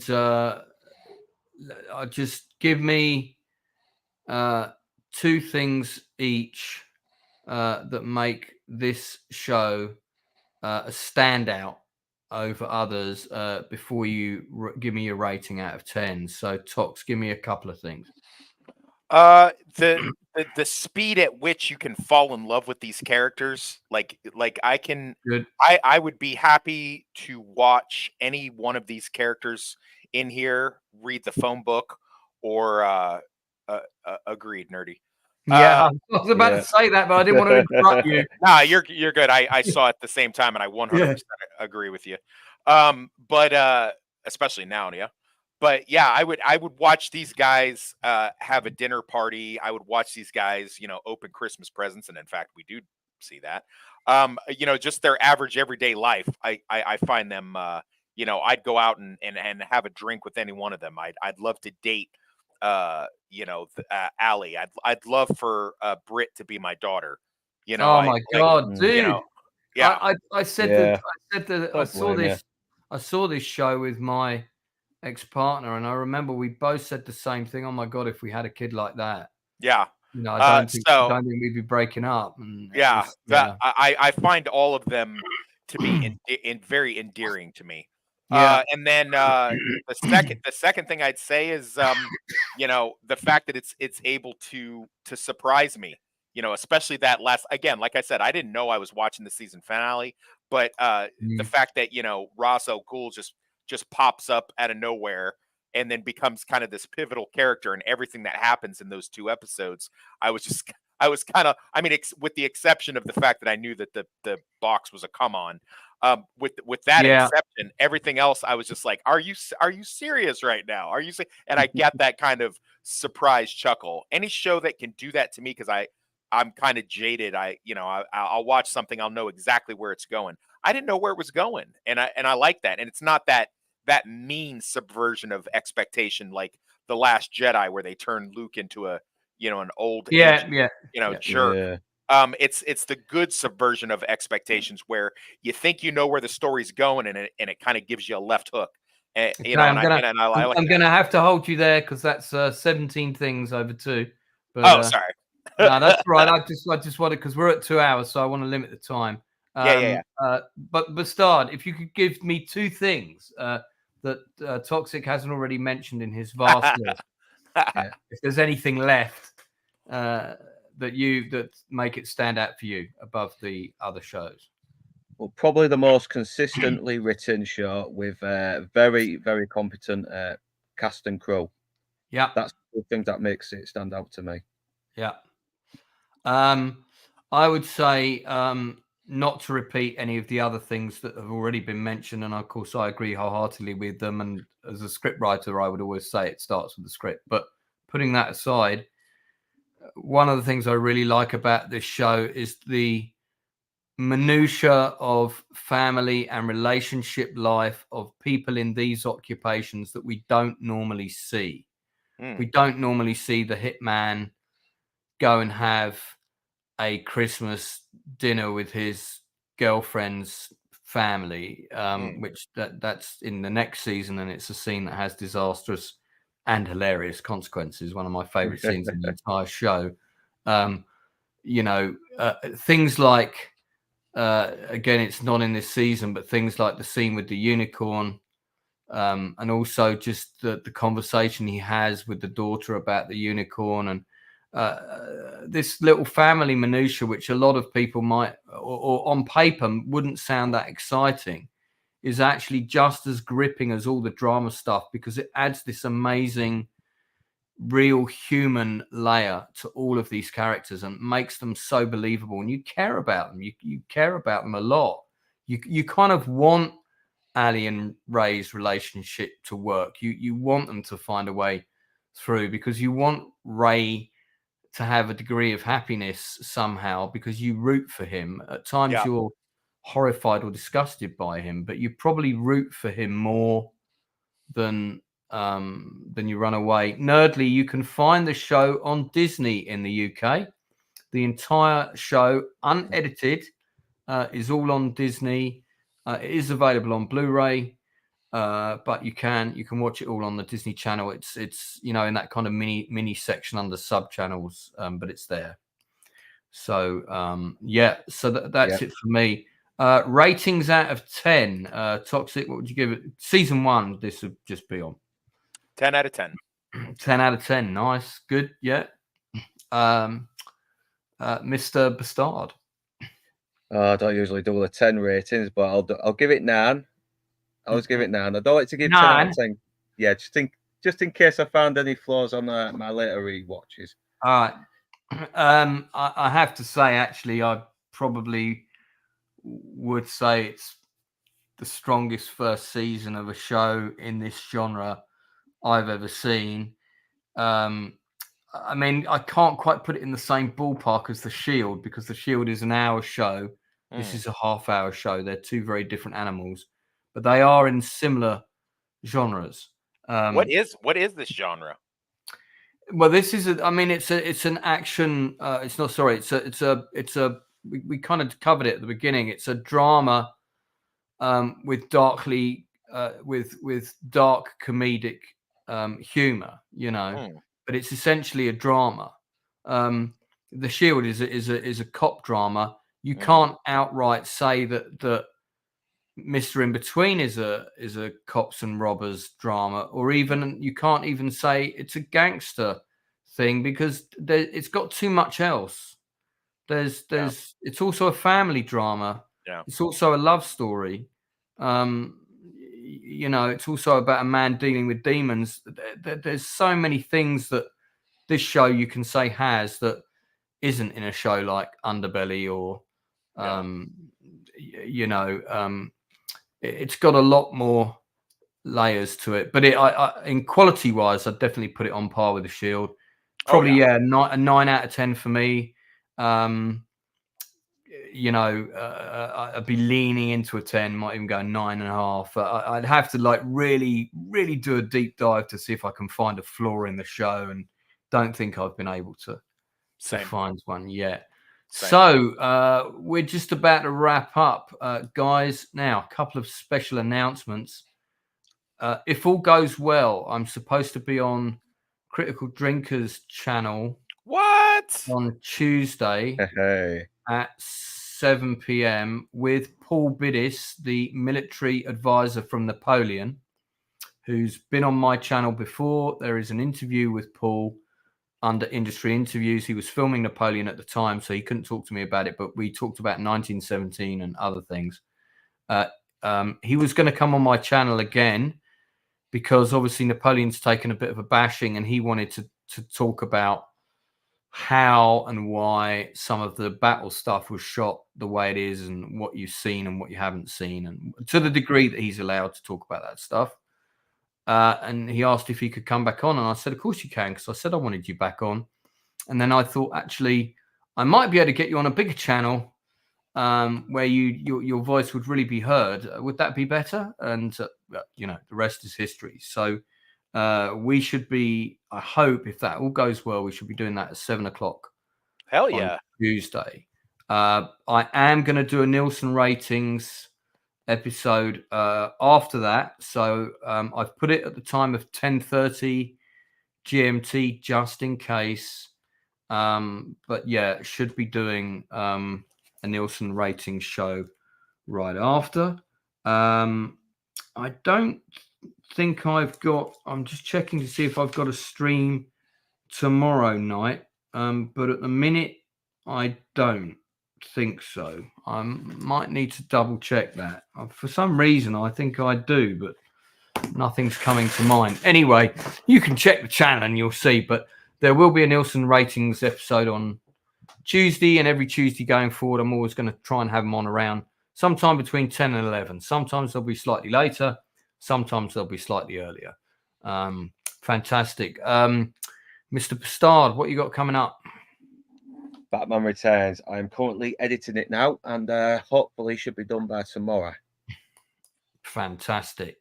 You're right, Nerdly. Paul is indeed amazing. Lovely guy. Lord, what do you have coming up? Well, the Northern English Bastard was kind enough to help me edit my first book in my series. So I'm polishing off all the mistakes that he found, and I'm getting that ready for putting that on Amazon. And we'll have a discussion. I know you invited me to run some ideas by you. You can also, I'll also do an interview with you. I might get you and another author on. I would love that. I would love that. Yeah, we'll do something. I look forward to watching that. We'll do something for sure. Have you got the cover sorted yet? I do. Good. I'd love to see that when you have the chance. And of course, the jacket. Yeah, that's what we call it, the jacket. But I've got that, and of course, we have our every Tuesday movie rewatch that we do, and it'll be Lethal Weapon on Tuesday, and that'll be on Blue Collar's channel, and Northern English myself, and of course your friend Stepenzo will be doing that. So fantastic. Yeah, should be fun, that. Well, before we say our final goodbye, I'm going to briefly go on camera. Because I have a parcel that arrived just before the stream, and it's the dummy copy of my next book. Sorry, I, for want of a better phrase, I'll just enlarge myself. Okay, so enlarge yourself. How naughty of you! Yeah, so this is the latest Paratrooper Screenplays book. Looks a bit larger than the other one. Let me just check. It's not the size; it's how you use it. It is actually slightly. It is actually a slightly different size. So that's interesting because I thought they were all going to be the same size. So I might have to get that resized. But I actually prefer. Always wanted these to be the biggest size they could, because these are screenplays. They're not. It's not a novel. And it's laid out like a play, because if you do a screenplay in a book with the text in the middle, the spacing on it, you end up with like 3 or 4 lines. Yes. A page. Anyway, this is my proof copy of episode 3 and 4 of my European Band of Brothers type show. This one is episodes 1 and 2, and episodes 7 and 8 are already out. I did them in a really odd order, which is explained when you read the book.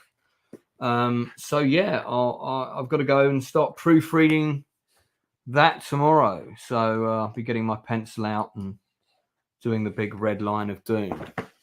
Cool. But that's interesting. So let me miniaturize myself again.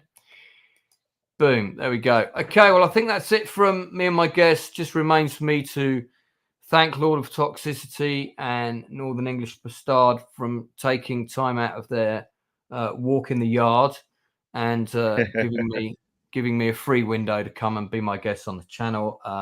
Always love having guests on, especially colourful characters from different backgrounds that I would normally not meet or would keep under a restraining order. You're very welcome. Yeah, I love being a colorful character. I believe this is a consistent theme. So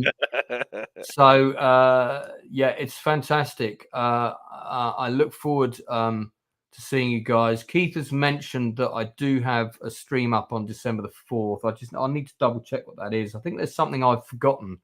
I might be doing I know what it is. It's the Archie review. Thank you for reminding me. Yes. I'm doing a review. It's just a review, so it's going to be pretty short.